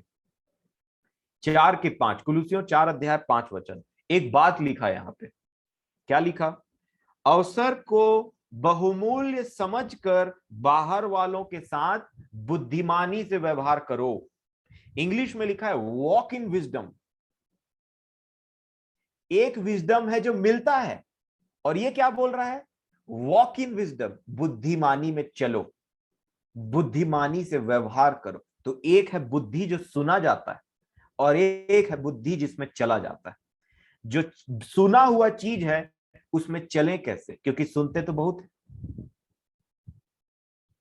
सुना हुआ चीज जो बुद्धि और ज्ञान को देता है, आज हमने देखा, हमने बहुत ज्ञान प्राप्त किया, इसके विषय में पता चला, इन बातों को तो हमने पहले कभी नहीं जाना था। प्रभु ने अनुग्रह किया, पर चलें कैसे, चलें कैसे। यहां लिखा है ना, यहां पे बात बोल दिया, अवसर को बहुमूल्य समझकर बाहर वालों के साथ बुद्धिमानी से व्यवहार करो। व्यवहार मतलब व्यवहारिक जीवन, practical life. Walk in wisdom बोला, अब चलना सीखो, चलना सीखो। अब बुद्धि तो दे दिया परमेश्वर ने, जो छुपा हुआ था, अब उसमें चलना सीखो। कैसे चलेंगे, इसी के विषय में प्रार्थना हम करते हैं, क्योंकि परमेश्वर के अनुग्रह के बिना हम जीरो हैं, 1 सेकंड भी नहीं सांस ले सकते, खत्म हो जाएगा आत्मिक जीवन वहीं पे। तो प्रार्थना करना रहता है। अब 2 वचन को मैं पढ़ूंगा आपके सामने में, इसको फिर पढ़ के ज्यादा समय नहीं लूंगा, ज्यादा समय ले लेता हूं। आप दानियल की पुस्तक निकालेंगे, दानियल भविष्यवक्ता की जो उन्होंने पुस्तक लिखा था, एक बेहतरीन जो मैंने बात देखा प्रभु की दया से, कि दानियल ने एक्चुअल में यिर्मयाह नबी की पुस्तक को पढ़ा था, और यिर्मयाह नबी की पुस्तक को पढ़ने के बाद परमेश्वर के वचन का ज्ञान मिल गया, है ना। और जब तक ये ज्ञान नहीं था, प्रजा बंधुआई में थी नबूकनेजर के अंडर में, है ना मेरे प्रियो। कि दानियल की पत्री में हम, दानियल की पुस्तक में हम यही ना पढ़ते हैं कि नबूकनेजर ने यहूदियों को बंधुआई में ले जाकर के रख दिया अपने राज्य के अंदर में। अब दानियल भी अंदर में, तो छुटकारा हुआ कैसे इनका, 70 साल पूरे हो गए, ये पता कैसे चला, प्रार्थना क्या करें ये पता कैसे चला दानियल को। कुछ भी प्रार्थना करने से नहीं होता है कि दिन भर प्रार्थना किए जा रहे हैं और कुछ भी अपने मर्जी से बात कर रहे हैं, नहीं, वो फलवंत नहीं होगा। चाहे मैं और आप दिन भर भी प्रार्थना क्यों ना करते हैं, रात दिन भी प्रार्थना करते क्यों ना रहे। दानियल ने प्रभु की देखिए, इसीलिए वचन और प्रार्थना का कॉम्बिनेशन इसीलिए बहुत इंपॉर्टेंट है। अगर आप दानियल नबी की पुस्तक और 9 अध्याय को देखेंगे तो देखिएगा क्या है, कैसे एक इंसान, जैसे दादी ने एक बात बोला, छुटकारा बोला, शायद सैल्वेशन, है ना, पवित्रता के बाद उन्होंने एक बात और रखा, छुटकारा होता है हमारा। तो वचन को जान गए, चलने की बात और जानने के बीच में प्रार्थना यहां पे रहता है। ज्ञान तो मिल गया, अब चलने भी बोल रहा है उसके अनुसार, तो कैसे करें, तो अनुग्रह काम में आता है। ज्ञान किसके द्वारा मिला, पवित्र आत्मा के द्वारा। अब अनुग्रह क्यों मिला, ताकि हम उसमें चल सकें। दानियल की पुस्तक में अगर आप देखेंगे तो 9 अध्याय के दूसरे वचन में देखिए क्या बात लिखी, कैसे वचन को पढ़ा जाए, प्रैक्टिकल है ये चीज, और कैसे किया जाए पढ़ने के बाद में। दानियल बोलते हैं 9:2 में, उसके राज्य के पहले वर्ष में मुझ दानियल ने किसके द्वारा? शास्त्र। कौन सा शास्त्र? पवित्र शास्त्र। क्योंकि यिर्मयाह की नबी की पुस्तक कोई एनसाइक्लोपीडिया में नहीं लिखी हुई, ये पवित्र शास्त्र में, बाइबल में लिखा हुआ। इसीलिए दानियल बोलते हैं उसके राज्य के पहले वर्ष में मुझ दानियल ने शास्त्र के द्वारा समझ लिया कि यरूशलेम की उजड़ी हुई दशा यहोवा के उस वचन के अनुसार जो यिर्मयाह नबी के पास पहुंचा था, कुछ वर्षों के बीतने पर अर्थात 70 वर्ष के बाद पूरी हो जाएगी। ये ज्ञान मिला। कहां से मिला? परमेश्वर के कलाम से, परमेश्वर के वचन से, पवित्र शास्त्र से ज्ञान तो मिल गया। चोरी नहीं करना, व्यभिचार नहीं करना, गंदी बातें नहीं करना, जीभ से उटपटांग बात नहीं बोलना, विचार में गलत चीज नहीं आना, कुड़कुड़ाना नहीं, बुड़बुड़ाना नहीं। कहां से पता चला? और जिसने भी बताया कि कहां से बताया? पवित्र शास्त्र से बताया मेरे प्रिय। अब पता चल गया ऐसा नहीं करना है, तो उसी के जस्ट नेक्स्ट वचन में क्या लिखा है? लिखा है, तब मैं अपना मुख प्रभु परमेश्वर की ओर करके गिड़गिड़ाहट के साथ प्रार्थना करने लगा।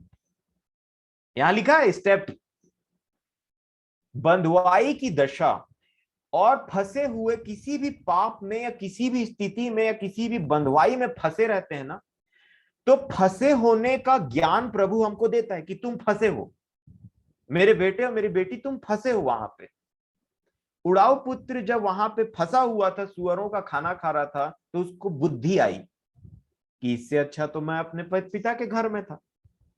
तो वो ज्ञान पहुंचता हमारे पास में है। उसके जस्ट बाद उस चीज के लिए क्या करना है? गिड़गिड़ाहट के साथ प्रार्थना करनी है। और प्रार्थना करने का फॉर्मेट दानियल 9 अध्याय में इतने बेहतरीन तरीके से दिया गया है कि आप पढ़ेंगे तब उसका लाभ पूरी तरीके से उठा पाएंगे।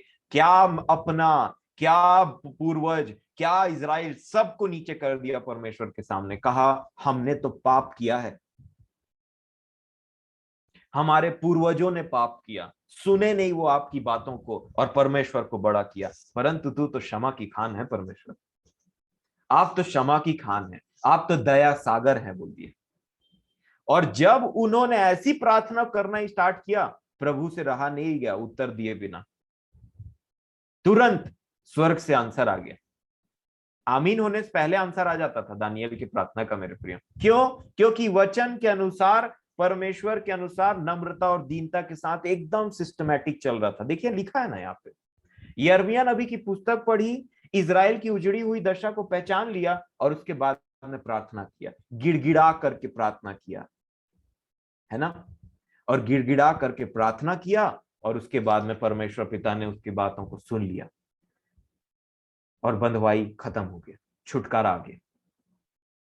वहां वो लोग भी परमेश्वर से प्रार्थना कर रहे थे, पौलुस और सिलास, बंधने खुल गई। स्तुति कर रहे थे, बंधने खुल गई, छुटकारा हो गया मेरे प्रिय। 107 भजन संहिता मैंने आपसे निवेदन किया था कि आप जरूर पढ़िएगा। लिखा है, वो पीतल के दरवाजे को तोड़ देता है और लोहे की जंजीर को 2 टुकड़ा कर देता है। तो पीतल का दरवाजा परमेश्वर ही तोड़ सकता है, लोहे की जंजीर वही 2 टुकड़े कर सकता है जिसमें मनुष्य फंसा रहता है पापों में। और इसीलिए एक व्यक्ति को ऐसा एहसास होता है। और यही है फॉर्मेट मेरे प्रियो। ज्ञान आता है परमेश्वर की आत्मा से, उसमें चलने के लिए अनुग्रह चाहिए जिसके हमको प्रार्थना करना पड़ता है। देखिए ना, मैं तो समझता हूं आपको बहुत ही आनंदित होना चाहिए इन वचनों को सुन करके। आज ये बहुत बड़े भेदों में से एक है, प्रैक्टिकल लाइफ जो जीते हैं उनके लिए एक चाबी के समान है कि दानियल ने पहले शास्त्र पढ़ा, समझ लिया कि क्या बातें हैं, उसके बाद में प्रार्थना किया गिड़गिड़ाहट के साथ में और सब ठीक हो गया। तो छुटकारे का स्टार्टिंग जो है वो परमेश्वर के कलाम के भेदों को समझने से होता है, फिर अपने आप को नम्र और दीन करके उसके विषय में प्रार्थना करना है। मैं तो प्रभु ऐसे ही हूं, मुझ पर दया करिए, मैं ऐसे नहीं रहना चाहता। तो अनुग्रह आता है और उसके बाद में हम, क्या लिखा है, वॉक इन विजडम, वो संभव हो पाता है। इसीलिए यीशु मसीह ने क्या कहा था, आखिरी वचन, मत्ती रचित सुसमाचार 21 अध्याय और उसका 13 वचन। क्या बात को कोट किया प्रभु यीशु मसीह ने? मत्ती 21 का 13।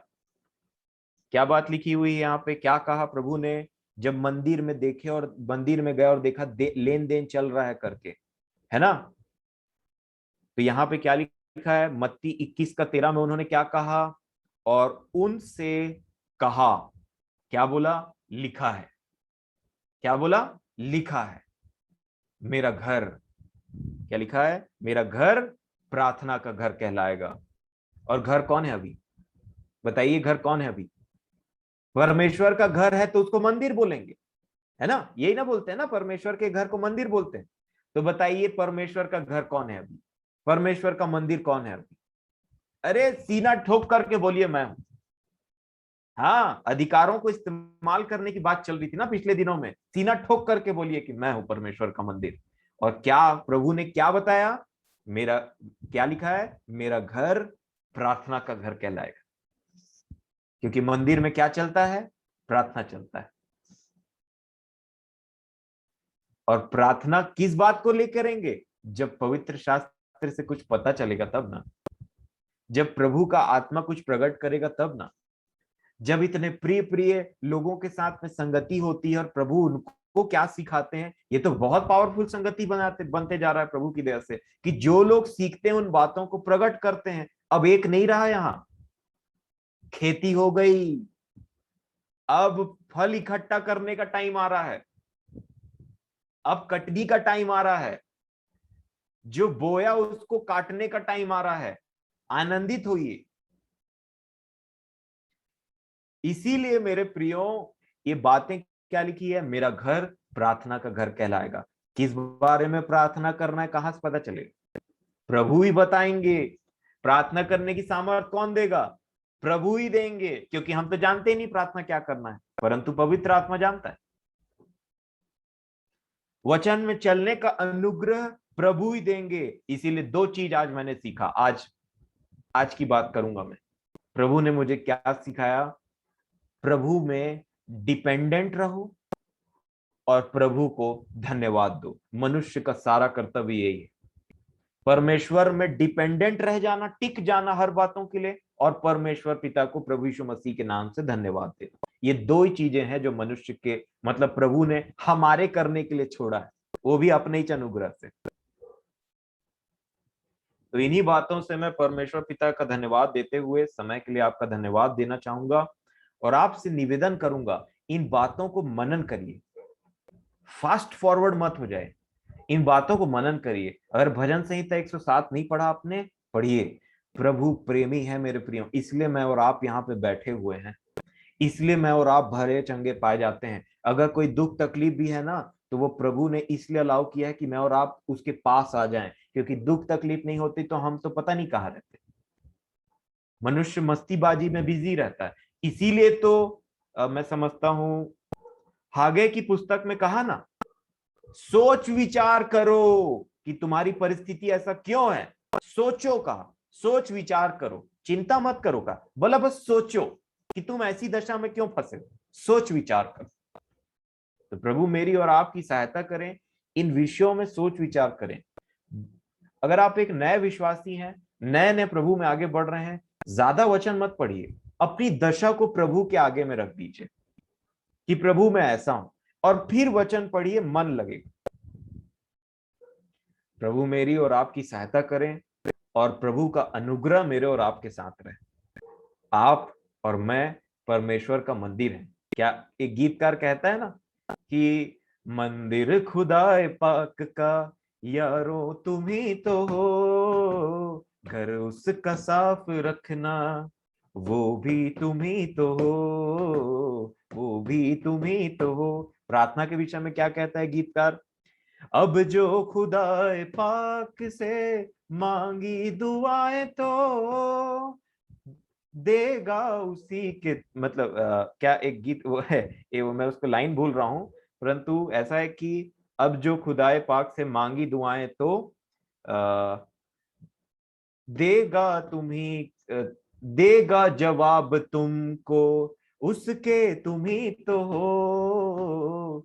मंदिर खुदाए पाक का, प्यारों तुम ही तो हो। घर उसका साफ रखना, वो भी तुम ही तो हो। पत्री मसीह की, वो भी तुम ही तो हो। सब चीज हम ही है। प्रभु हम में ही अपना व्यवहार और सब चीजों को प्रकट करता है। तो आपने जो दुआएं मांगी हैं, प्रार्थना है, वचन के अनुसार है, प्रभु जरूर सुनेंगे और प्रभु जरूर आशीष देंगे। सब पर अनुग्रह हो प्रभु का। धन्यवाद समय के लिए।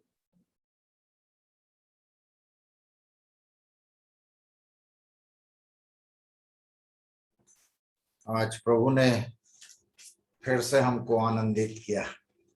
धन्यवाद देते हैं आज की आराधना के लिए, और अपने जीवन को उस ज्ञान के द्वारा जो प्रभु देता है, ज्ञान प्राप्त करें, भेद को प्राप्त करें और वो वचन से प्राप्त करें, और फिर उसके बाद प्रार्थना में जीवन व्यतीत करते हुए और भी अपने जीवन का अवलोकन करते हुए इस मन मंदिर को प्रभु के लिए तैयार रखें कि ये वास्तव में हमारा ये मन मंदिर प्रार्थना का घर, प्रभु का घर हो जाए।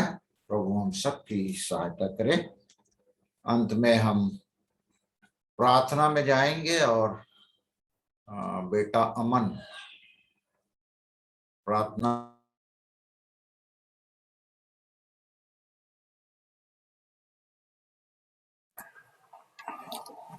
आइए हम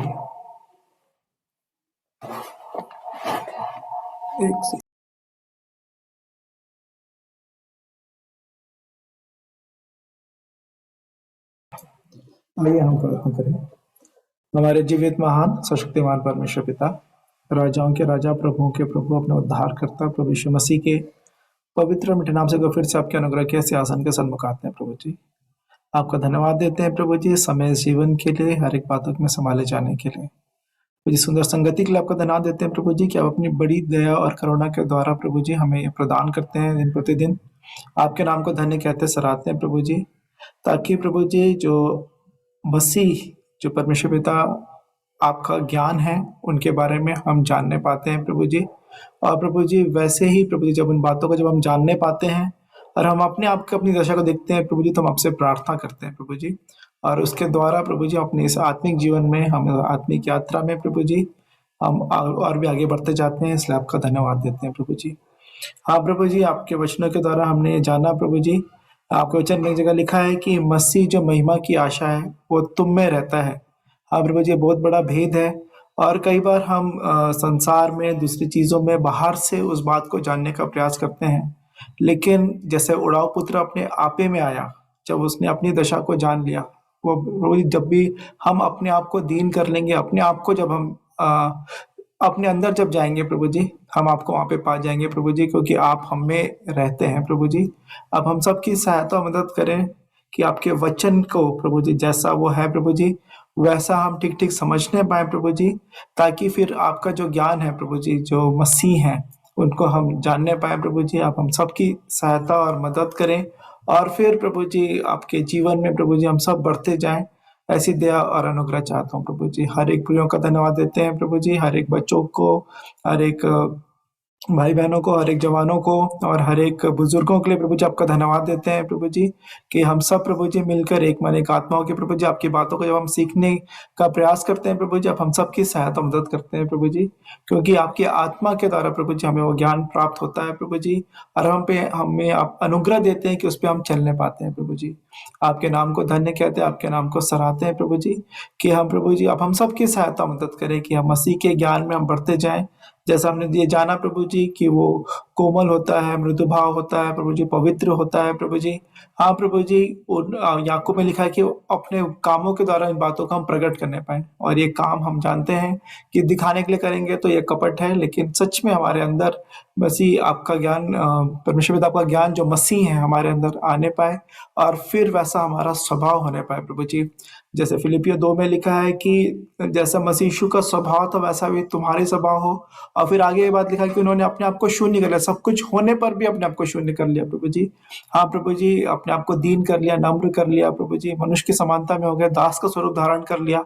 हाँ प्रभु जी, हम सबकी सहायता करें कि आप यही चाहते हैं कि आपके सामने हम पूर्ण तौर पे अपना समर्पण कर दें, कि हमारे पास कोई भी ज्ञान बुद्धि समझ जिसको हम समझते हैं जो सांसारिक बातों के द्वारा या जिस भी कारणों से हमने प्राप्त किया है, जैसे भी प्रभु जी आपके सिवाय और कुछ ज्ञान नहीं है। मूसा को पास जो पूरी मिस्र की सारी विद्या थी, आपने उसे 40 वर्षों में सारी बातों को भुलाया जंगल में जब वो चले प्रभु जी, और फिर आपने उनको अपने कार्य के लिए इस्तेमाल किया। हाँ प्रभु जी, हम ऐसे ही अपने हम सबके जीवन में आप सहायता मदद करें कि हमारा कुछ हम में ना हो, क्योंकि आपने हमको दाम लेकर मोल लिया है प्रभु जी, और हम अब अपने नहीं हैं, और पूर्ण तौर पे आपके सामने समर्पित हो जाएं, क्योंकि आपका धन और बुद्धि और ज्ञान क्या ही गंभीर है, वो अगम्य है प्रभु जी, मनुष्य से नहीं पा सकता। सिर्फ उसके लिए यही चाह रहा है कि हम आपके सामने पूर्ण समर्पित हो जाएं, और आप जैसा एक कुम्हार एक मिट्टी को इस्तेमाल करते हैं जो बनाना चाहते हैं, क्योंकि आपके पास योजना है, आपके पास उद्देश्य है, आपके पास हर एक बातों के लिए प्रभु जी, हर एक बातें आपने विशेष उद्देश्य के लिए बनाई है प्रभु जी। हमारी सहायता करें कि उस उद्देश्य में हम फिट हों, ना कि हम अपनी ओर से कुछ अपनी बातों को हम वहाँ पे डालने का प्रयास करें। हम सबकी सहायता मदद करें, और इन सुंदर वचनों के लिए इस मीटिंग में आज जब हमने बहुत सारी बातों को सीखा है, पवित्र आत्मा हम सबको सहायता मदद करें, क्योंकि आपका पवित्र आत्मा का ये भी काम है कि जो मसीह यीशु ने जो बातें कही उनको आप हमें स्मरण दिलाते हैं, ठीक ठीक समझाते हैं प्रभु जी। अब हम सबकी सहायता और मदद करें, और आपके अनुग्रह के द्वारा हम उन बातों पे सिर्फ सुनने वाले नहीं परंतु उसके द्वारा चलने वाले हो सके प्रभु जी, उन पे चलने वाले हो सकें, ताकि हम किसी भी रीति से अपने आप को धोखा ना दें। आप हमें से हर एक प्रयोग की आप सहायता मदद करें। अभी विशेष प्रार्थना करते हैं प्रभु जी, जो लोग किसी प्रकार के शारीरिक अस्वस्थता में, किसी बीमारियों से या किसी दूसरे प्रकार की परेशानियों से गुजर रहे हैं, उनको आपके हाथों में सौंपते हैं प्रभु जी। आपकी चंगाई हर एक के जीवनों में चाहते हैं। आप ही हमारा छुटकारा देने वाला पिता परमेश्वर है प्रभु जी। आपने ये जाना कि आपके ज्ञान के द्वारा छुटकारा भी है, धार्मिकता भी है, पवित्रता भी और छुटकारा भी मिलता है प्रभु जी। हाँ प्रभु जी, ना ही सिर्फ शरीर में या सांसारिक बातों में, परंतु प्रभु जी आपके जो पाप से या जो आपकी जो बातें हैं प्रभु, आत्मिक जीवन में जो बातें हैं, उनमें से जो भी हमारे बंधन है, उन सबों से हमको छुटकारा मिलने पाए, ऐसी दया और अनुग्रह चाहते हैं प्रभु जी। एक बार फिर से हर एक प्रयोग अपने हाथों में सौंपते हैं प्रभु जी, और हर एक आने की भविष्य आगे की जो योजनाएं हैं, हर एक बातें आप ही की दया और आपके अनुग्रह में और आपकी इच्छा के अनुसार हमारे जीवन में पूर्ण होने पाए। अब हम सबसे बातचीत करें, और आपका जो उद्देश्य हमारे जीवनों से है उसे व्यक्तिगत तौर पे जो एक एक जन के लिए है प्रभु जी, उसे हम पूरा करने पाए, ऐसी दया और अनुग्रह चाहते हैं। दुआ उद्धार करता प्रभु यीशु मसीह के पवित्र और मीठे नाम से मांग लेते हैं, आमीन। आइए हम प्रभु की प्रार्थना एक साथ करेंगे। हे हमारे पिता, आप जो स्वर्ग में हैं, आपका नाम पवित्र माना जाए, आपका राज्य आए, आपकी इच्छा जैसे स्वर्ग में पूरी होती है वैसे इस पृथ्वी पर भी पूरी हो। हमारी दिन भर की रोटी आज हमें दें, और जिस प्रकार हमने अपने अपराधियों को क्षमा किया है वैसे ही आप भी हमारे अपराधों को क्षमा करें, और हमें परीक्षा में न लाएं परंतु बुराई से बचाएं, क्योंकि राज्य और पराक्रम और महिमा सदा आप ही के हैं, आमीन।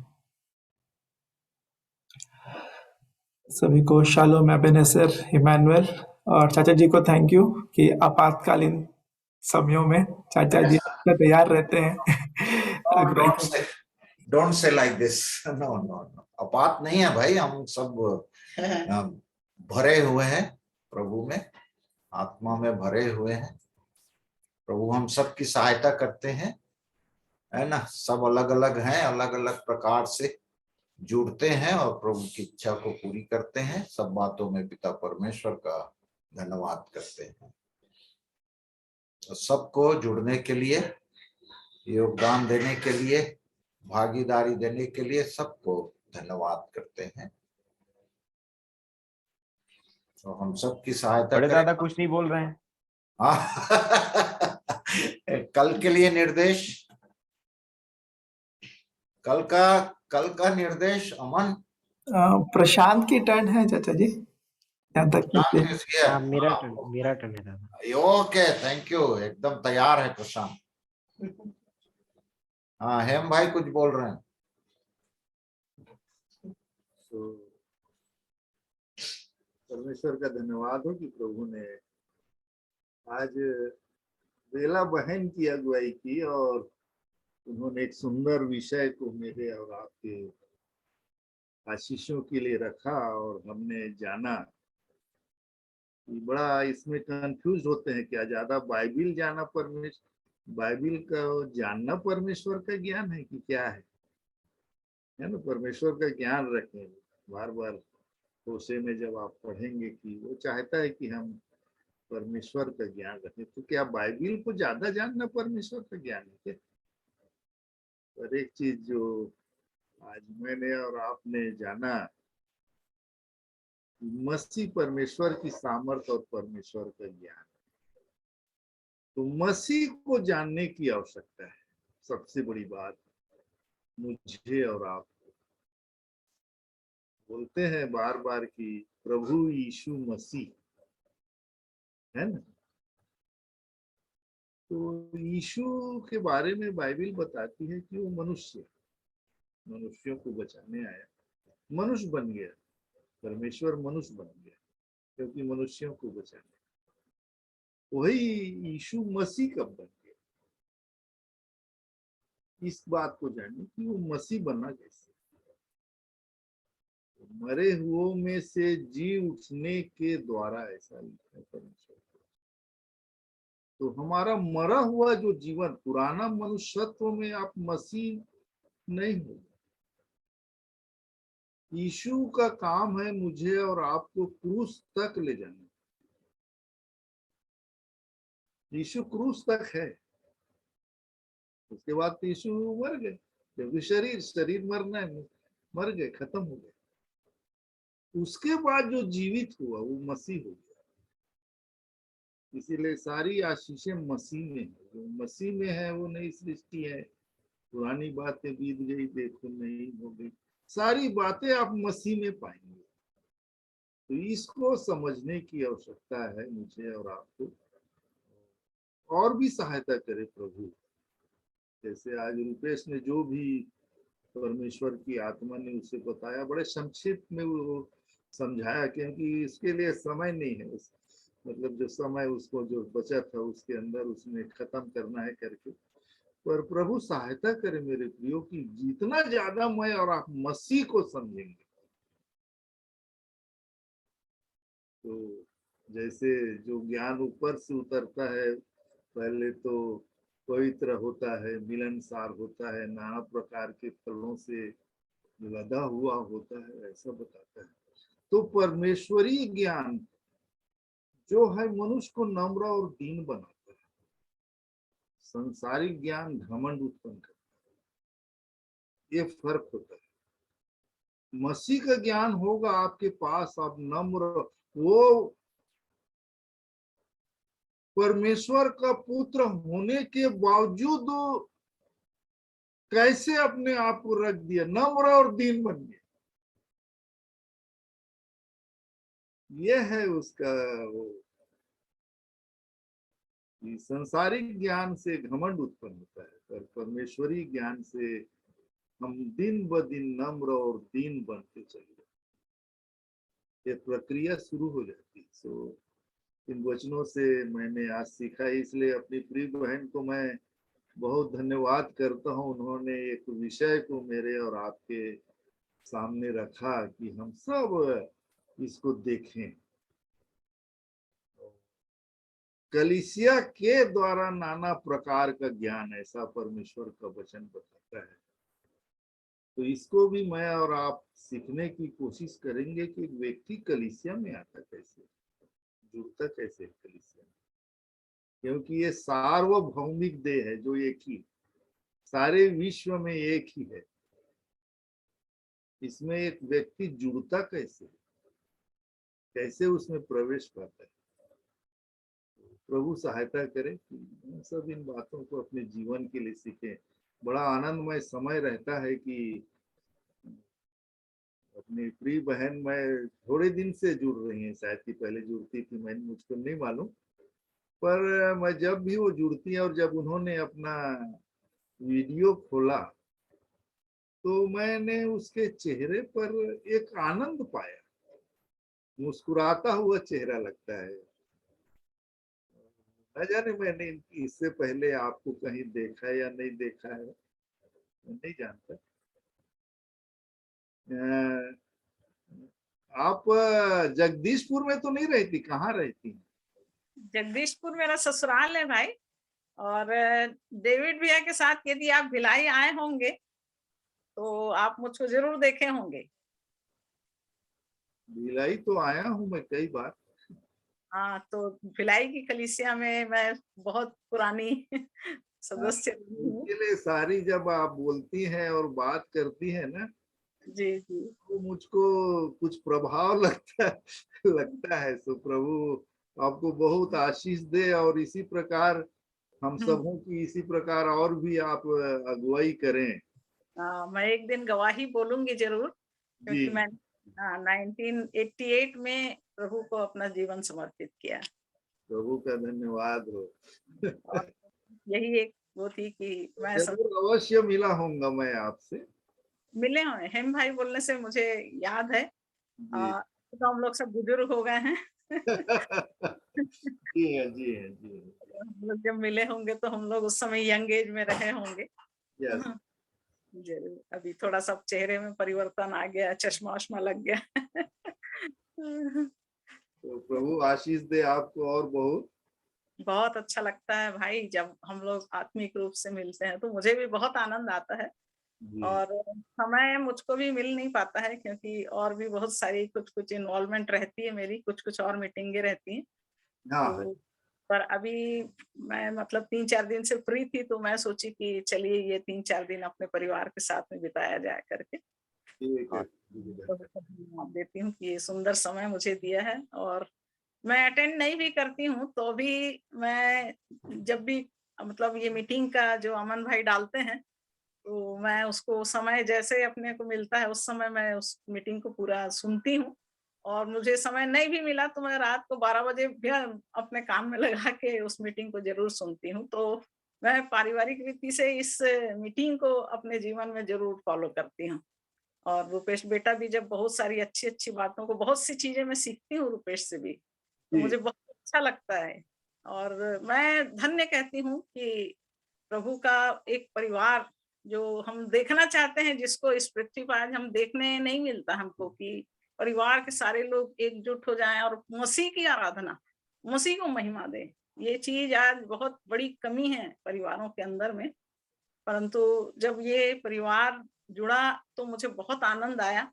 और अमन भाई ने मुझे ये सब बताया कि इस संगति में हम लोग ऐसे ऐसे करते हैं, तो मैं बहुत आनंदित हुई। और मुझे बहुत अच्छा लगा कि चलिए मुझे एक परिवार प्रभु ने दे दिया कि मैं भी उसमें आनंदित होकर आगे बढ़ूं।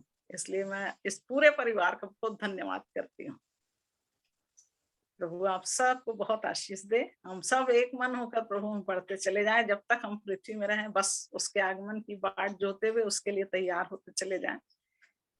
प्रभु कभी भी आएगा तो हम उसके साथ चले जाएं। हमारी यही इच्छा है तहे दिल से कि हम उसके समान बन जाएं, उसकी दुल्हन ऐसी बन जाएं कि हम जब भी प्रभु आए तो कोई प्रार्थना कहे कि तुम्हारा दुल्हा आ गया और चलो, तो हम उस दूल्हे के साथ अपने जीवन को लेके जाने के लिए तैयार रहें।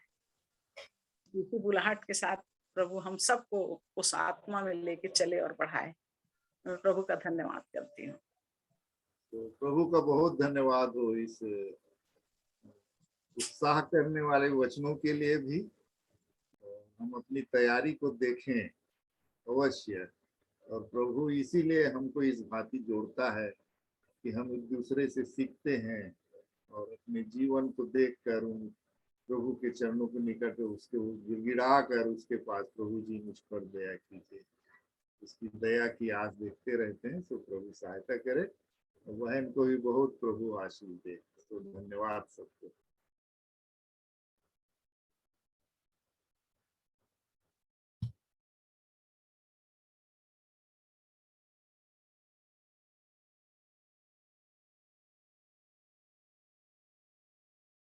तो आने वाली छुट्टियों का ध्यान रखेंगे कि प्रार्थना में या जो जैसा समय बिताना है उसके लिए सुझाव भी तक आने अभी तक आए नहीं है। हाँ, उसी दिन जो बात हुई थी, शुरू दीदी ने कहा था कि होल नाइट रखेंगे और पापा जी बोल रहे थे दिन में रहने से ज़्यादा अच्छा है। तो डे नाइट जैसे क्रिकेट होता है ना, दिन में भी और रात में भी, क्यों नहीं, हर समय हर प्रकार से प्रार्थना करते रहो, आत्मा में ऐसा वचन कहता है। तो अब मैं वही सोच रहा था कुछ समय निर्धारित करें हम सब मिलकर, ताकि सबके सब हम जुड़ने पाए। और इससे प्रार्थना के विषय में हम सीख रहे हैं और स्तुति आराधना या हर एक बातों में जिसमें प्रभु के नाम का महिमा मिले और हम सब आत्मिक तौर पर और मजबूत होते जाएं। तो जरूर से अपने सुझाव आप रख सकते हैं, आज नहीं कभी भी, जब तक अवसर है, छुट्टी पार होने से पहले जरूर बता दें।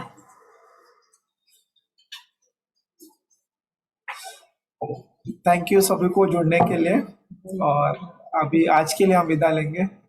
तब तक प्रभु सबके साथ रहें। Shalom, Ebenezer, Emmanuel, good night.